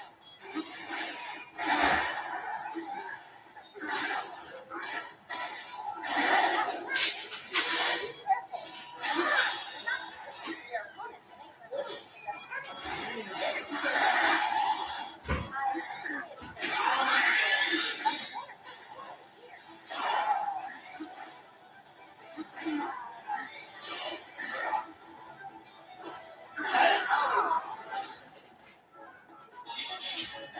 Why is this Oh, still? let's open it up now.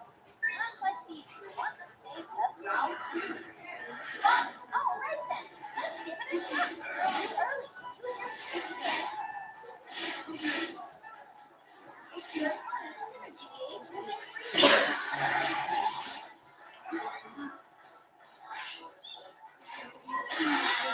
Time to celebrate the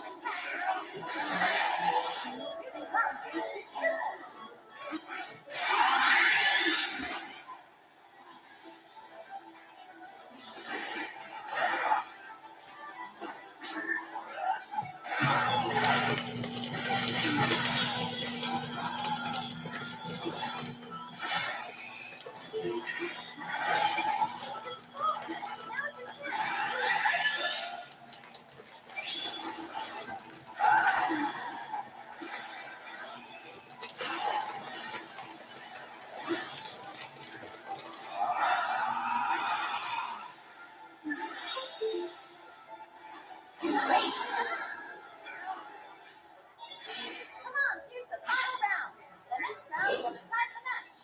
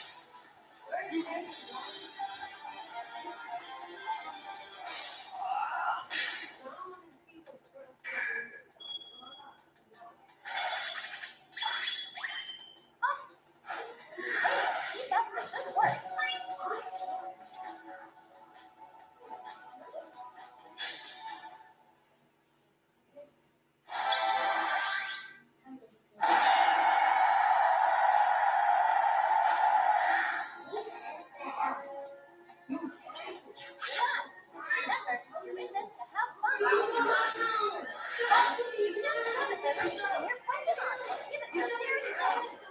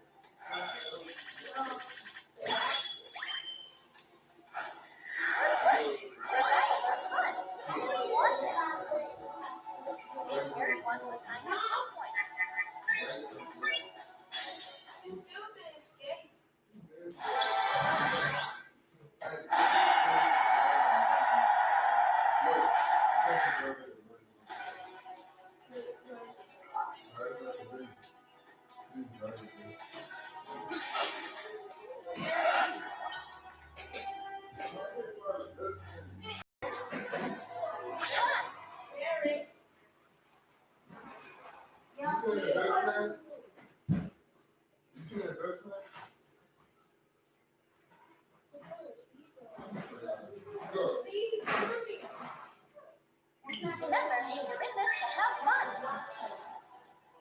Round one.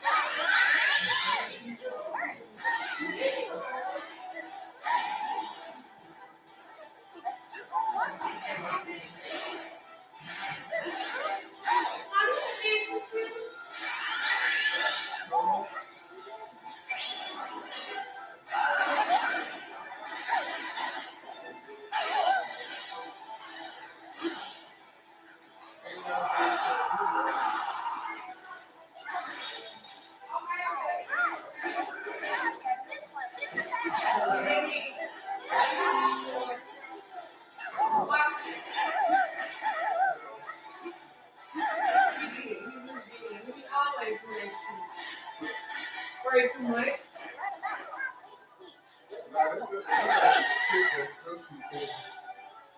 You know, stuff like that.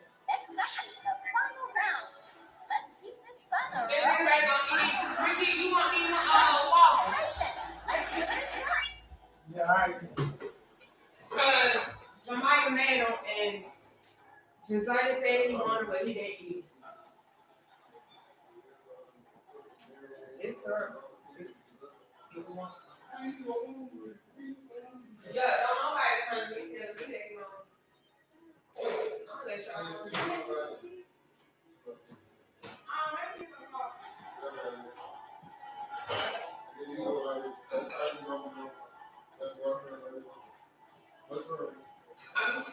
some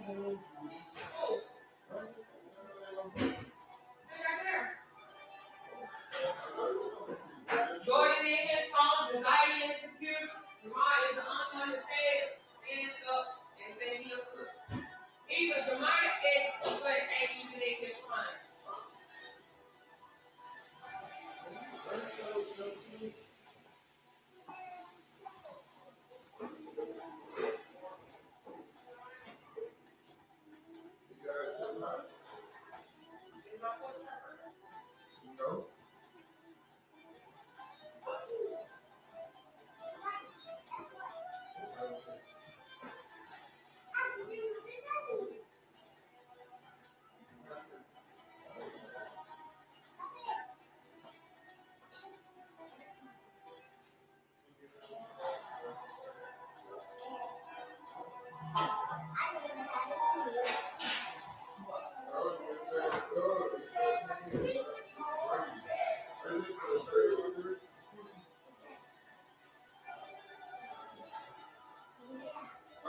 Stop playing with that Pokemon. Stop playing with that Pokemon.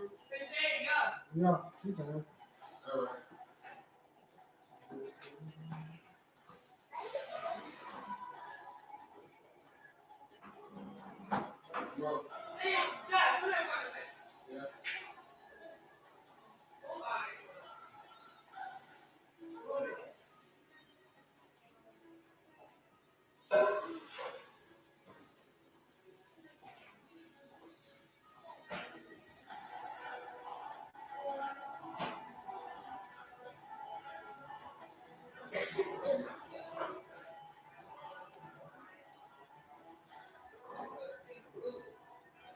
Nah, you right the pen, brother. You right the pen.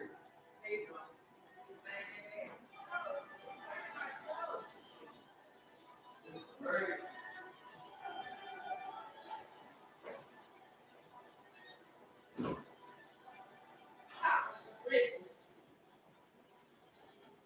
You got gas?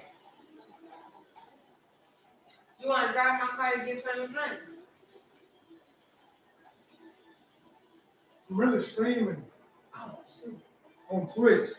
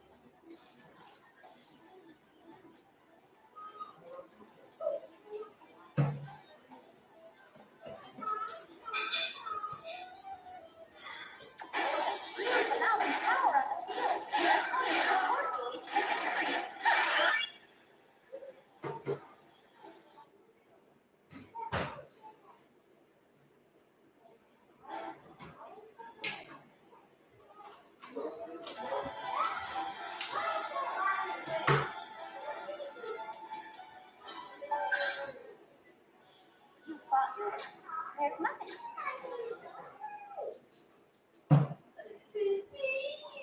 We call this energy guidance.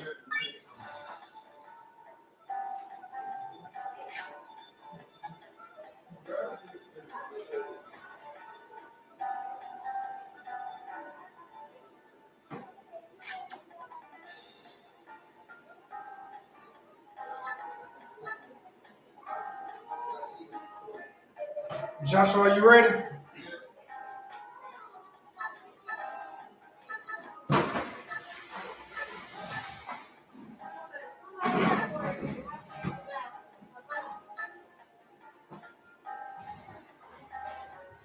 Want to do a team battle?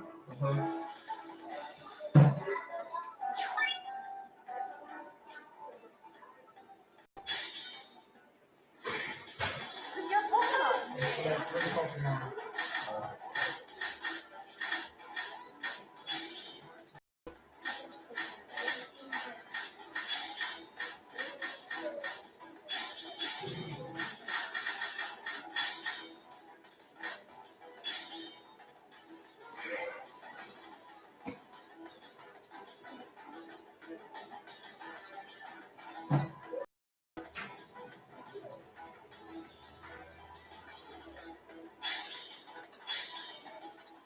Sports set is always a tough choice, isn't it?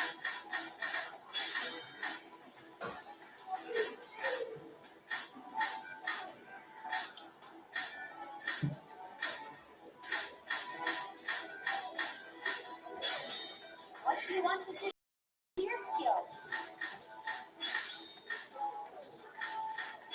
Pick the stage you want to hold your battle in.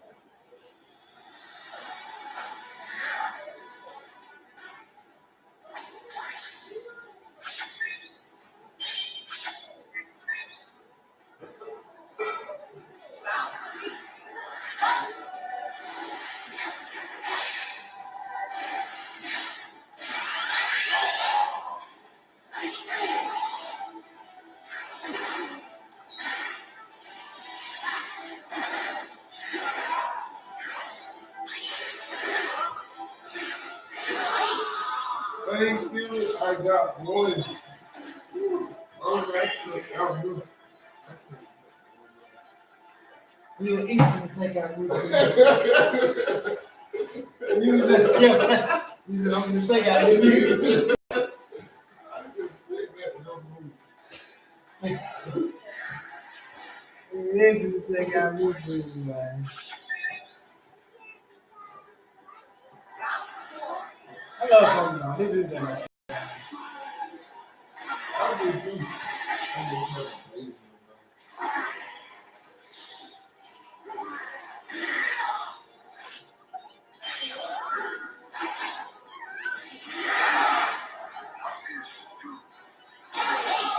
Hey. That's my favorite team right there. Them three Pokemon. Them three Pokemon right there, the strongest Pokemon. Oh, what you say? What man you put on it? Number 3, Mewtwo, Charizard, Blastoise. Those 3 Pokemon, but I'll take anybody down. I don't care. I don't care. You can't go on live, man. You can't go on live. I'm streaming on Twitch, man. We're live on the air. YouTube, we're live. We're live. Live. We're live. This is live. Certain guidelines. Gonna play again? Yep. Or a new team? New team. Your Pokemon. So I switch my team up. Do I have a second favorite team? Yeah. My B squad. I'm gonna go with my B squad. Dark new team. Anyway. Pick again. Dang. Yeah, I'm gonna help.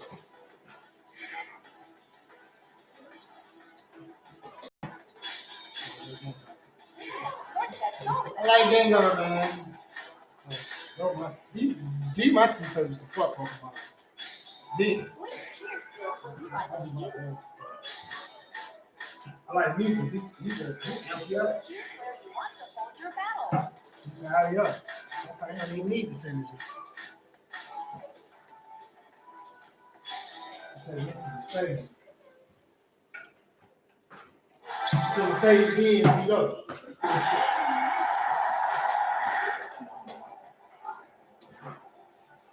I'm a beast. Huh? I'm a beast. I'm not gonna beat you. Nah, you might beat me. You might win. I'm not saying I'm unbeatable. I just say I know I will win with that team. It ain't gonna be no hard like with the B squad. I don't know about this team.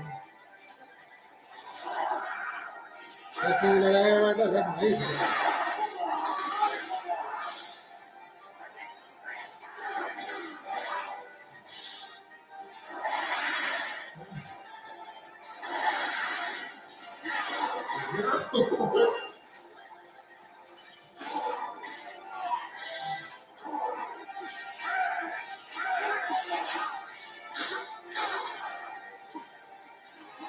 No.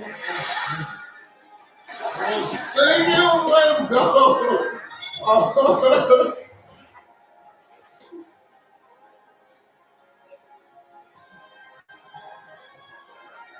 Oh, you went power squad. You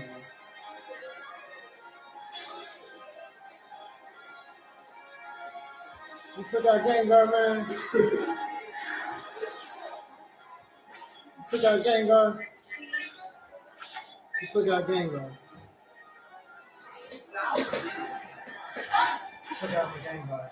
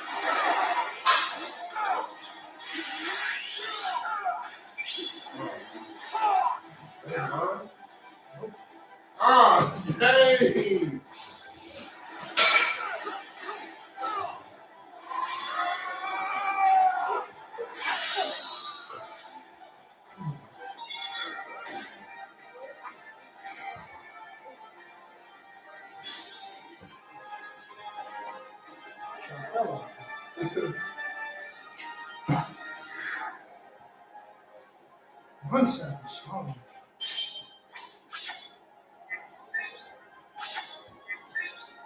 I need to celebrate for this.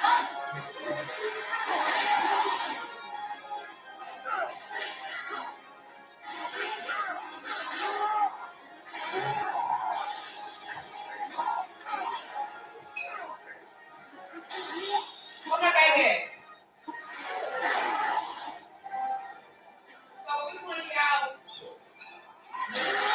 I thought I did.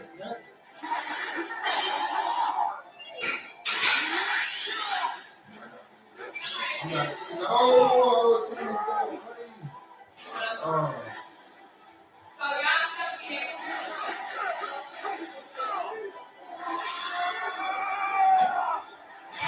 Hey, you put that on. Hold on. Okay, so why is not?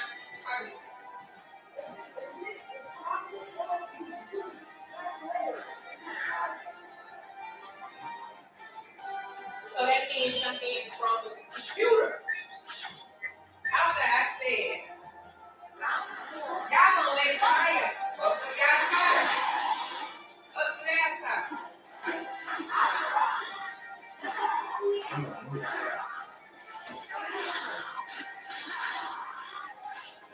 No. Come on, go. Oh. Thank you. I was so down with this.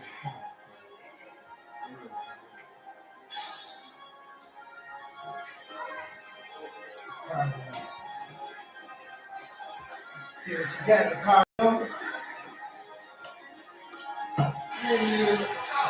Shut on YouTube. Their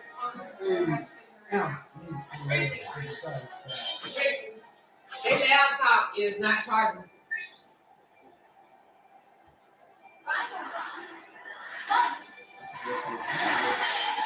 Now I gotta call Samsung to get it fixed. Y'all think y'all got it?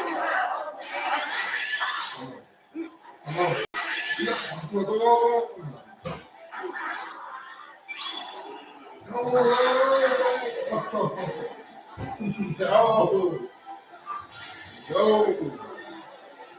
That was not supposed to happen like that. That was supposed to be like this.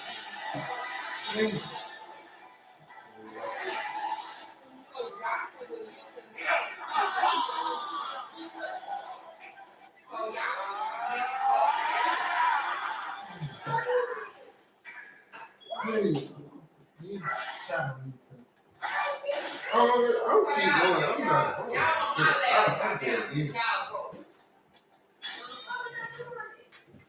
That was good. Good talk, man.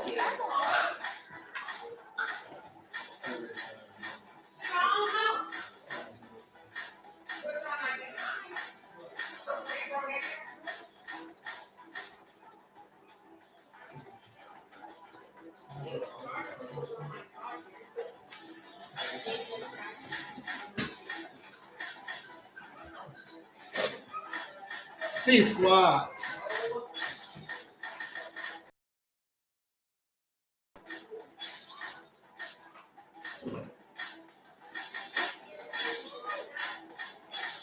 C squad.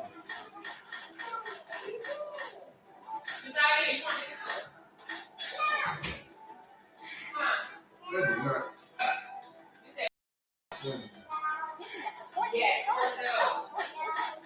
And this is my second favorite. The only reason I don't play with these, because they both of their support slow. It takes a long time for it to fill up. And so sometimes I might not get a chance to use what I need. I don't have them. I think you play online a lot. Sometimes. But they folks fire online, but they be beating my ass. They be beating me up. They be beating me. I don't get mad, I just keep playing. They be in Mortal Kombat too. The game I just got finished playing, but I was getting so bad. ridiculous. See, Fatini, all critical hits. But it just takes so long for it to come.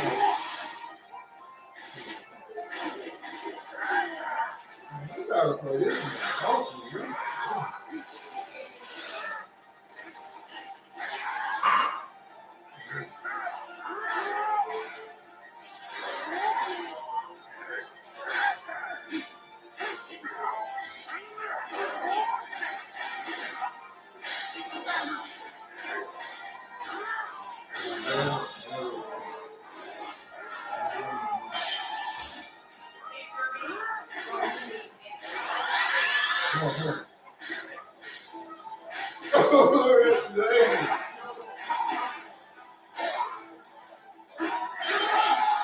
thank you.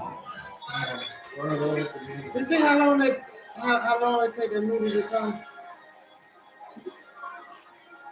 I was just waiting for the critical hits.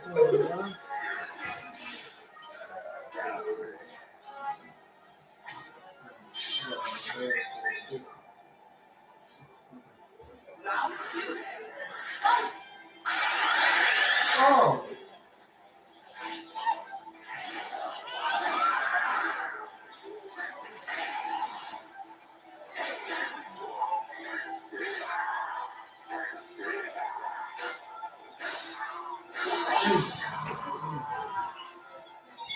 They really wasn't trying to take that much damage.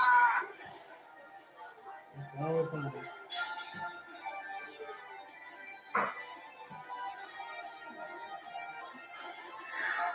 Ricky, you got a charger over here. Man, boy, shut up.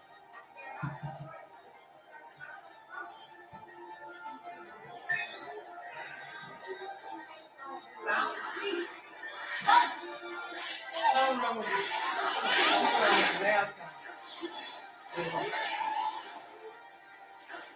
That was not a laptop to charge a laptop. So you need a laptop charger. You get what I'm saying? It's a type C charger. Yeah, I know they have a laptop type C charger. I have one. I just don't know where it's at. I didn't get it. No, I have one. I have a laptop type C charger. I know I do. I know I have one. I just gotta think about where it's at. I don't know where it's at. Oh, you got 2 wins. Oh shit, you got 2. Don't worry. Season never let me down. Now let him fool.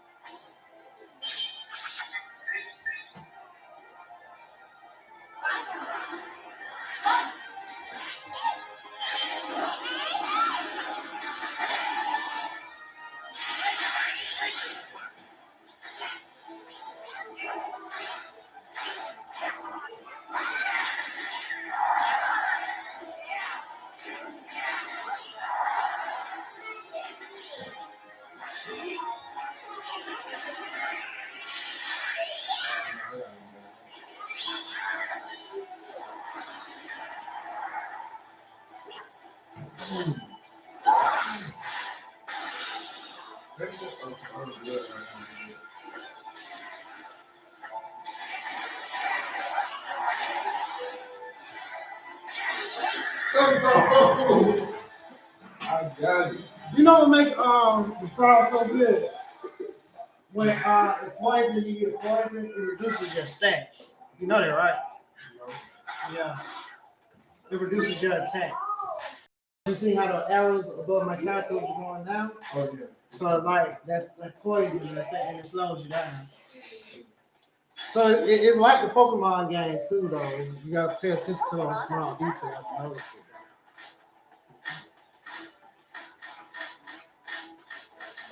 Playing Team C, I don't have a Team B. Just now, I guess it's just random.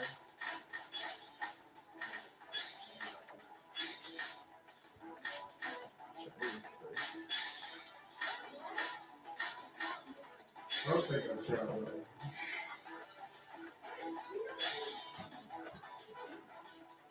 Because I think it's still Pokemon. I haven't really played it. And support, I don't think I.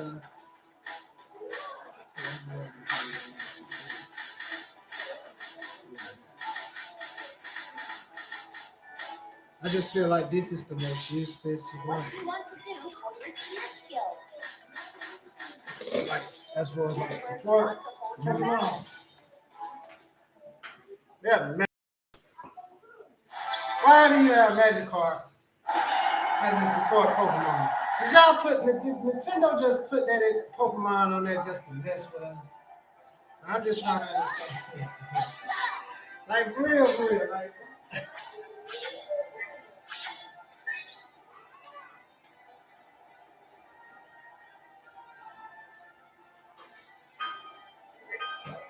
And all they do is slows your opponent down. I know it do slow them down because they just trying to figure out why my Magikarp is a support Pokemon.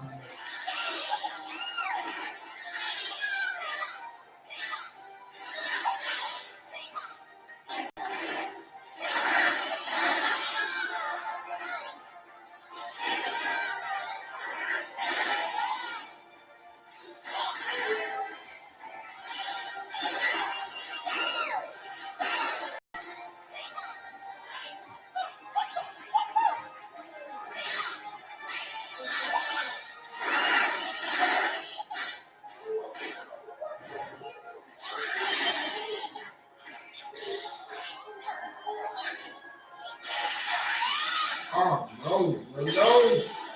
No. I never go any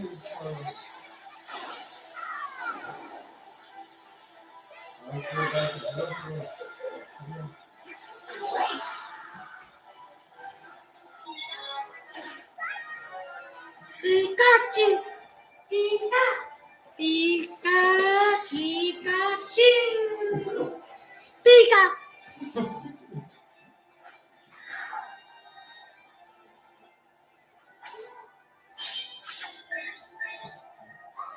See, look at that.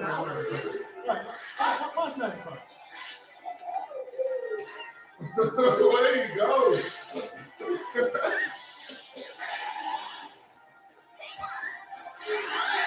Yeah, I got it. Right.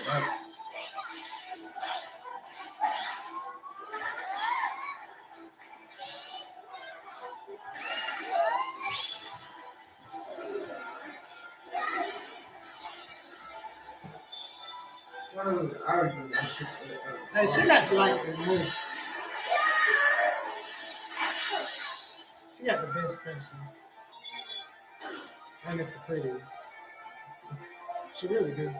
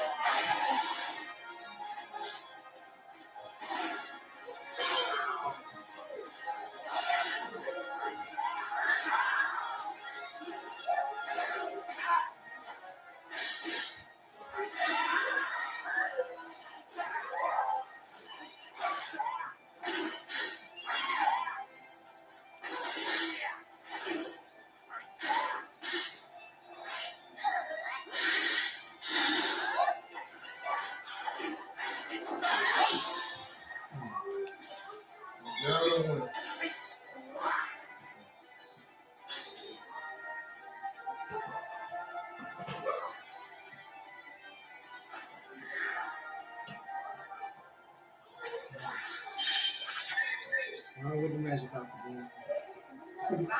Throw off of the leg. Slow your opponent down. Slow your opponent down, Pokemon.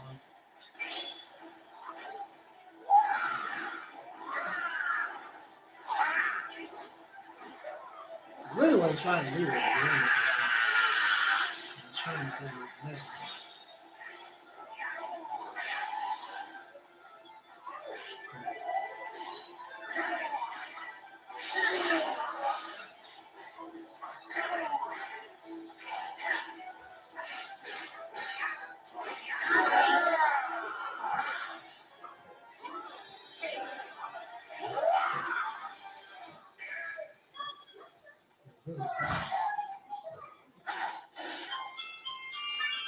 Hey, how Team D better than Team C?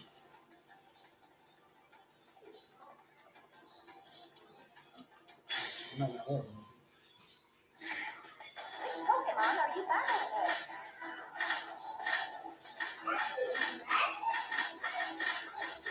I'm gonna go with your coach. Have you got 2 Mewtwo's?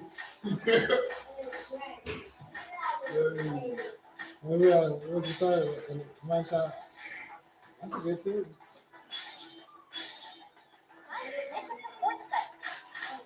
I gotta go with my stand again. Time travel. Enhance.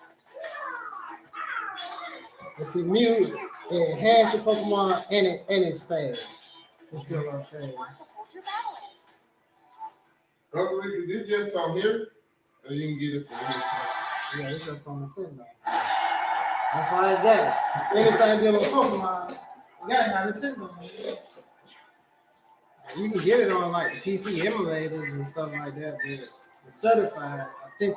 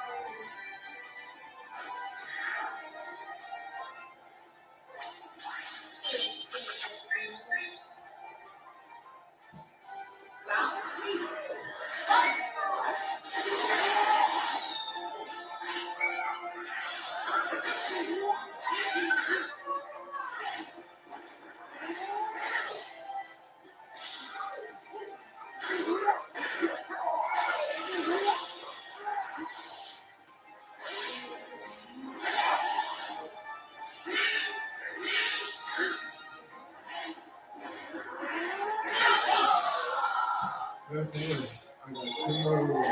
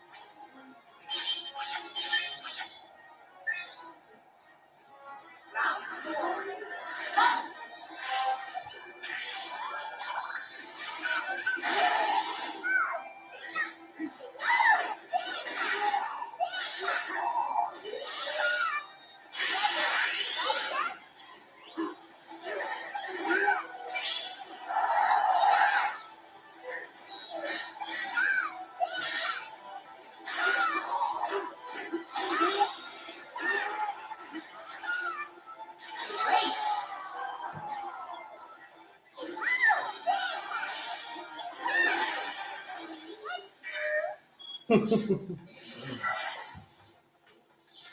got 4-1. 4-1. Your Pokemon.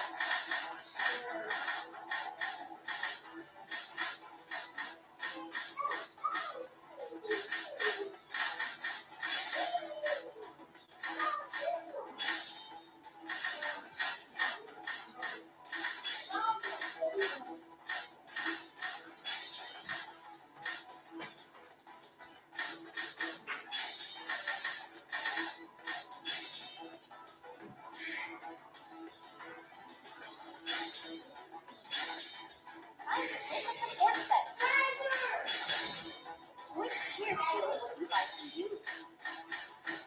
Pick the stage you want to hold your battle in.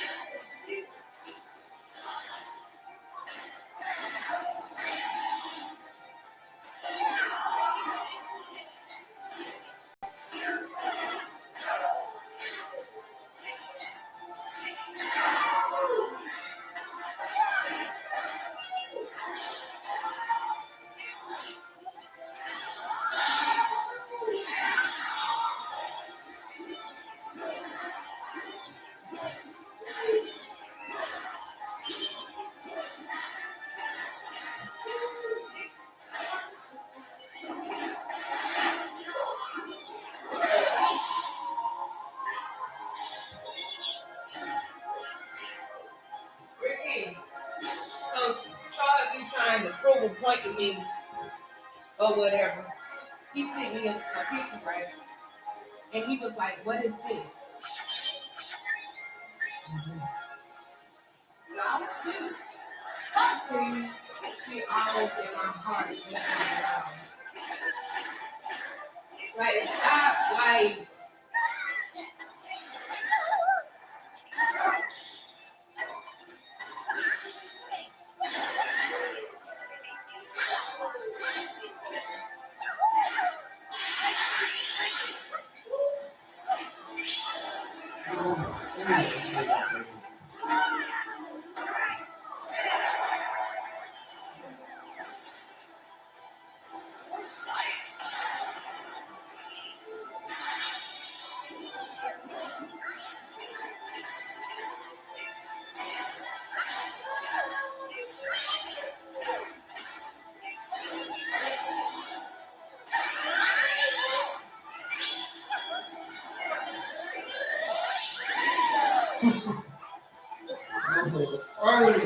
Hey, I'm gone blue.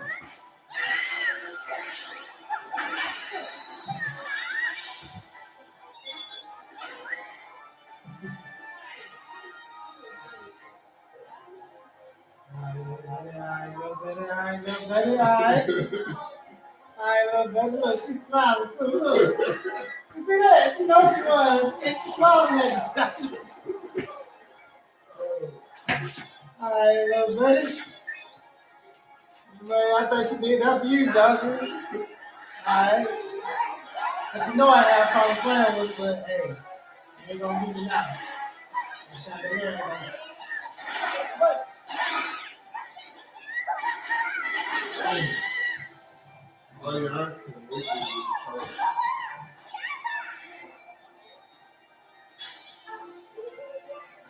Sorry.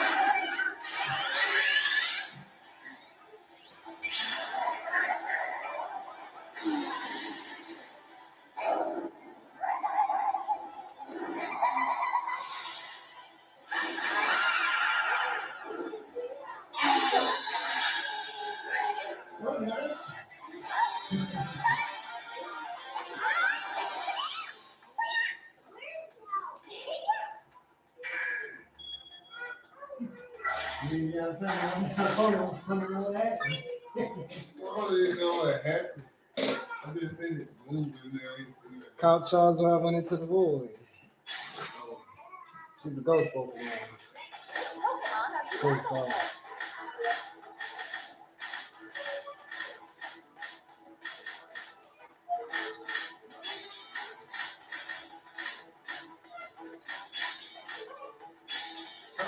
That's the one on you, right?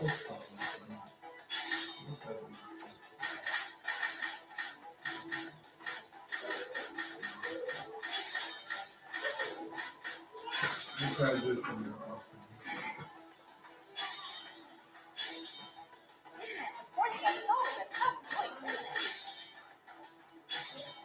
Which gear skill would you like to use? Pick the stage you want to hold your battle in.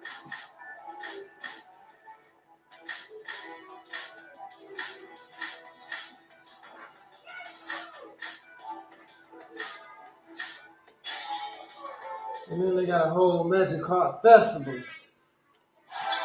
Yeah, I should have picked Magikarp as a support Pokemon in the Magikarp festival. Magikarp. This game loves the Magikarp.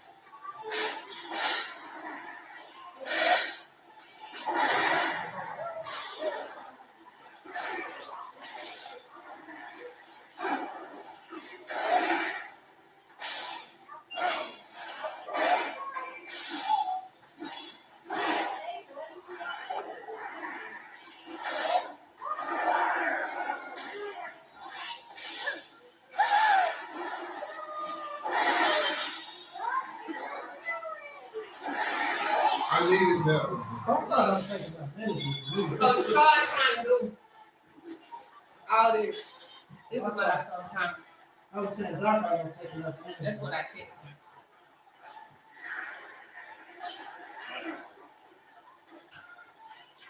You know, I should have got the word paper.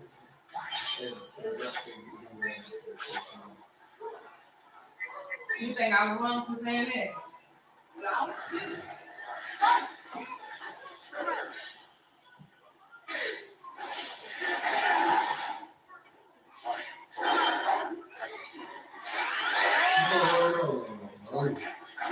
Certain things you do like the way look past when you forget about them so long ago.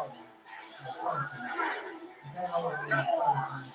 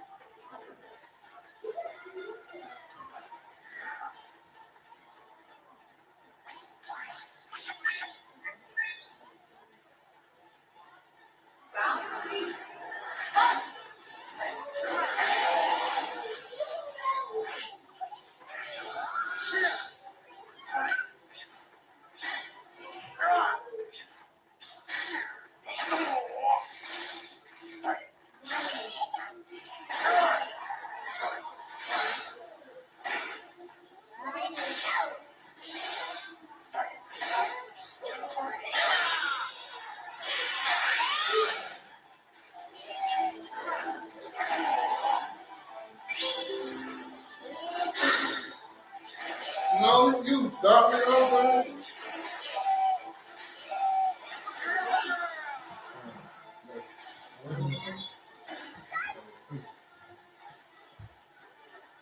Not religious.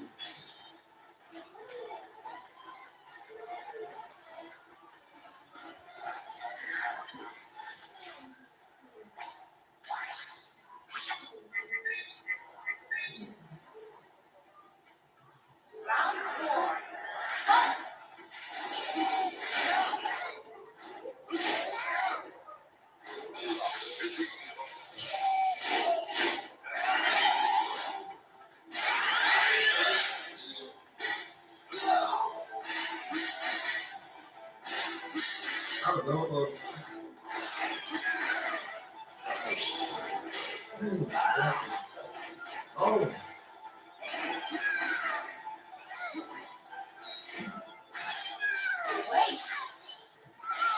Number one.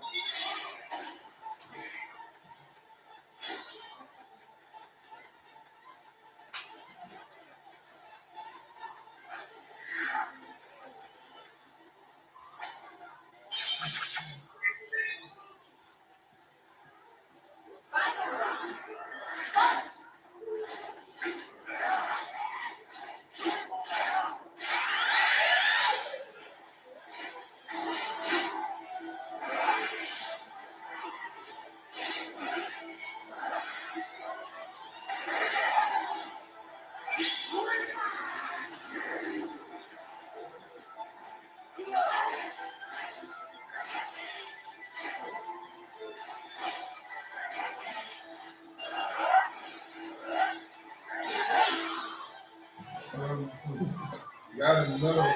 Got get in there. You see why I like Ganger? Ganger fine. Yo. Give it some man. That was a good match, man. But it's still 5-2 though. Still 5-2. You just didn't want to just only have one win. I feel you on that.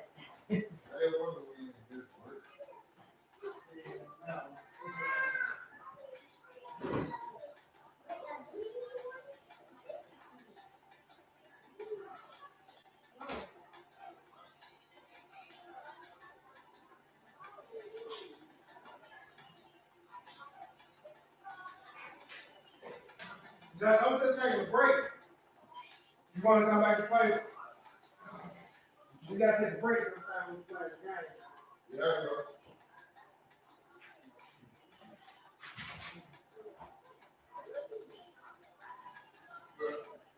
You know my friend, bro. He committed to all right. You know that? I was doing it. That's how we got it for a second.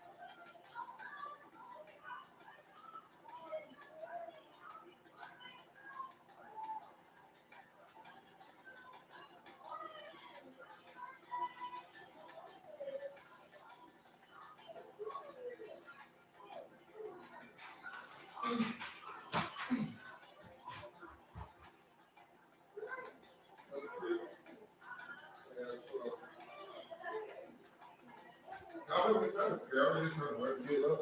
Clear.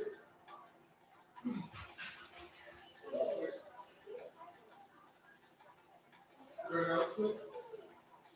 There you go. One of y'all know how to come off with them dishes up? If somebody has to come off with them dishes up, ain't nobody gonna go right there.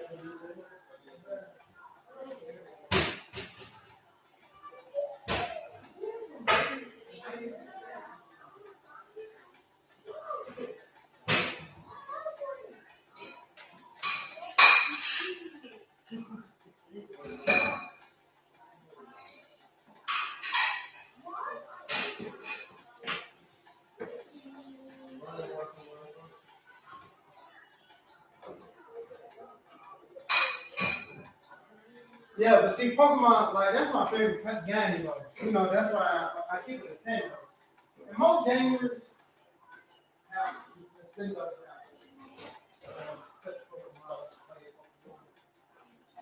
Like, I don't know, Pokemon just got that.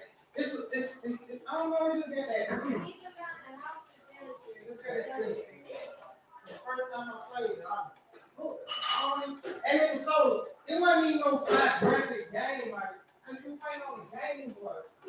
It was, man, wow, it was like so crazy. Then when they came out on the Nintendo 64, they had Pokemon Stadium. I spent hours playing Pokemon Stadium. Hours playing Pokemon Stadium. Then they had Pokemon Stadium 2. Yeah, put plenty of hours in that too. Right. We'll play Pokemon.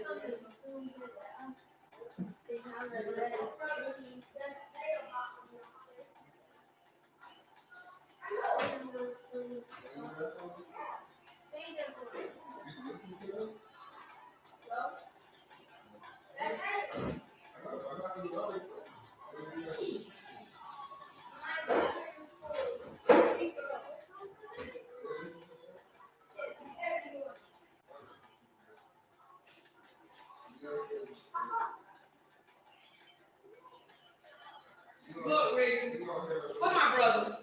He outside. Rick, look. But I was talking to Wayne. I didn't even talk to him, so he said, I ain't gonna tell y'all what he said, I'm just telling you that. That's what he said, he said. He didn't say nothing bad about it. It was something else that he said that I just got tired of hearing. And then he was my bad, he was at 2 o'clock, like 2:30. No, listen. You know, you gave him a love. I think I'm saying I'm about to run. I'm playing about back in the world. Wayne, my parents said, who y'all favorite cousin? Wayne, Mercedes, Curtis, Cece, Mercedes.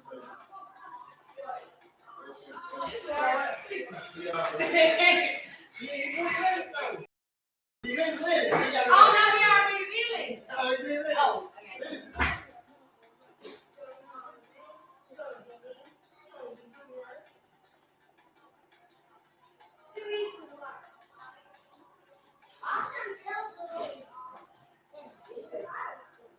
What about Carter?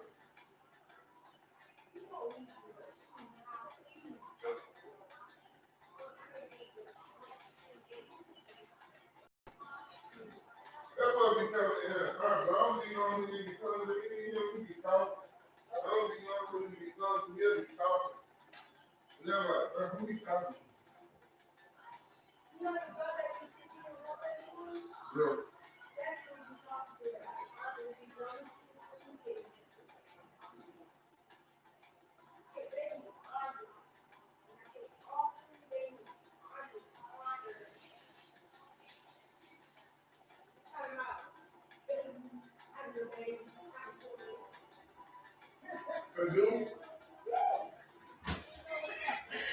hold on. Oh, look. So he must be listening when they talk.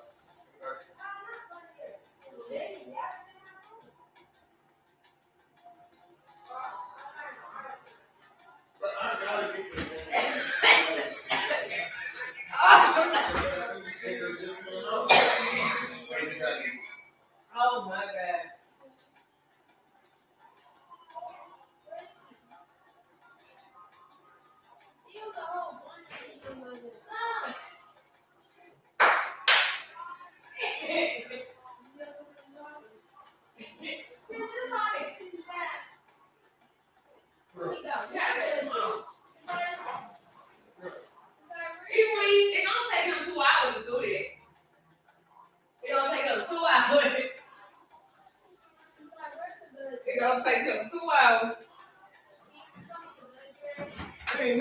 don't know what happened to Lennox, but Lennox used to be straight. Used to leave, don't unlock them legs and be straight. Yeah. I know more, boy. Look.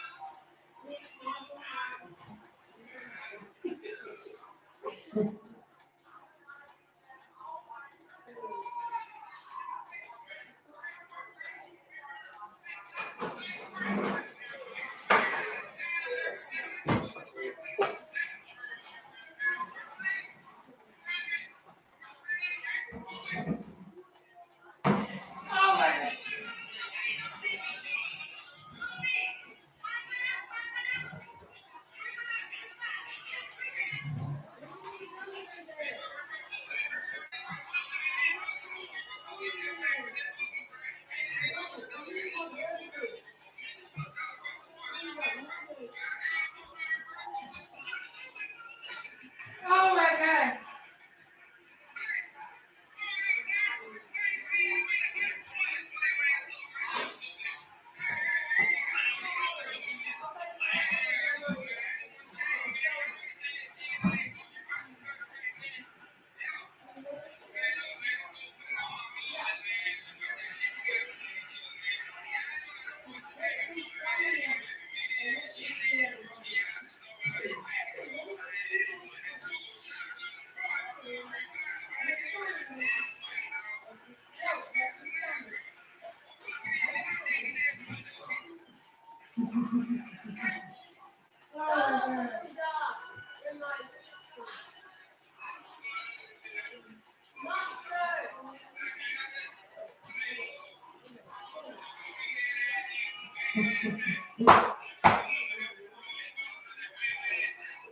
Come on, do me like that when you don't talk to them.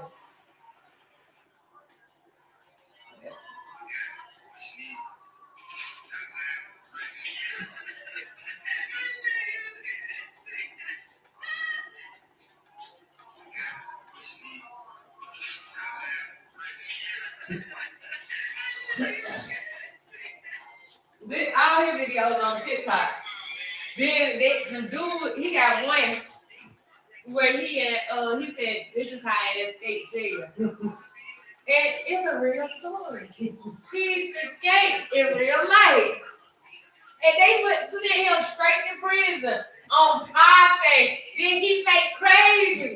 And they was like, he need to go to the mental. Like, what the hell? Man, you find a lot on TikTok.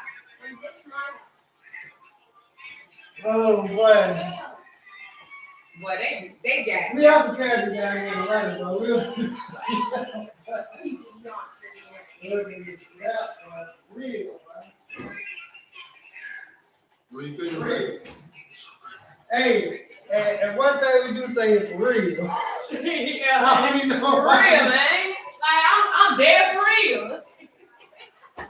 Even the girls.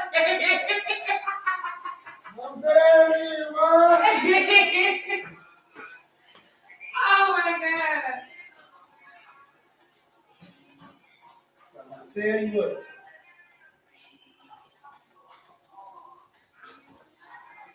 Ready? Yep.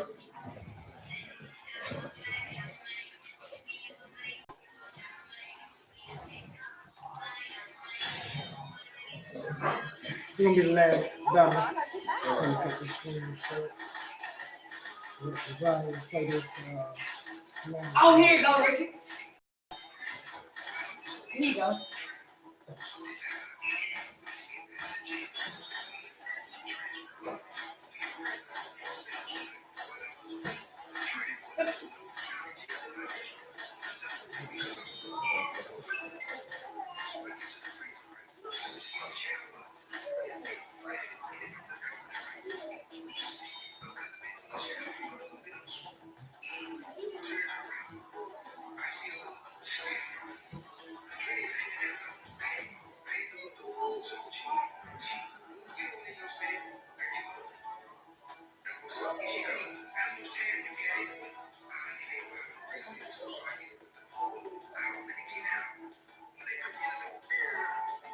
Hold up. No, you got to listen to all of it. He got so many. Oh.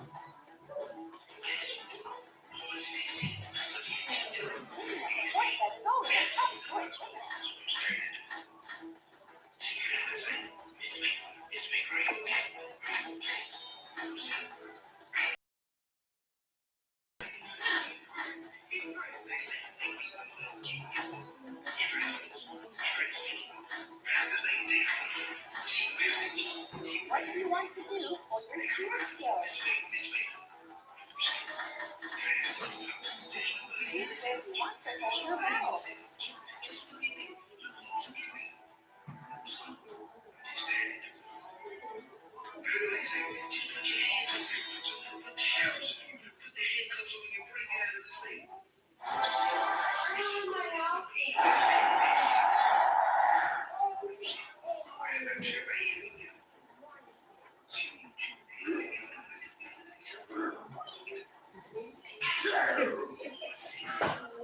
Hungry this time.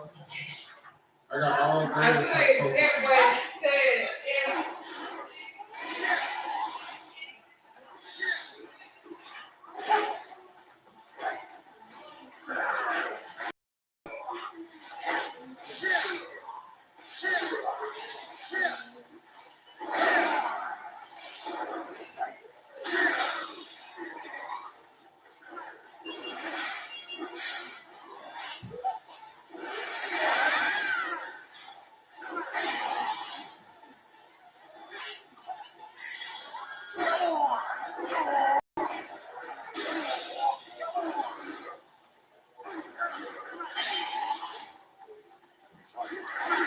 Come on, Black Soldier. Aim on Black Soldier. Let's go.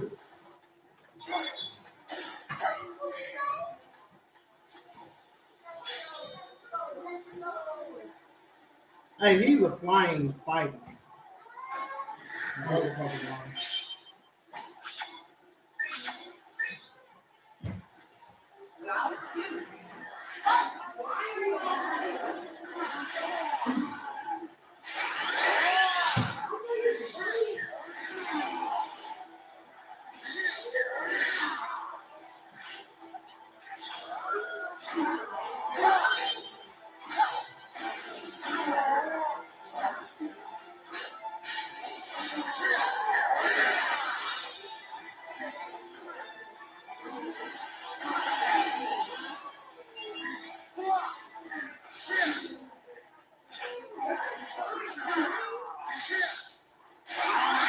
No.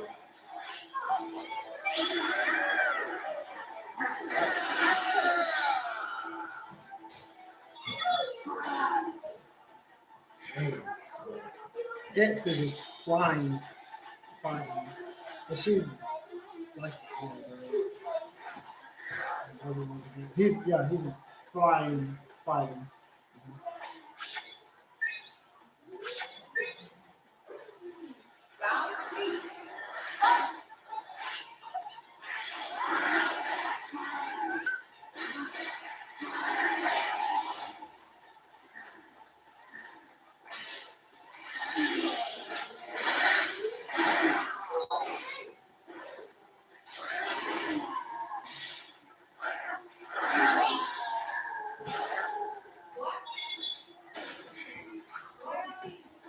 Oh, dang. Oh.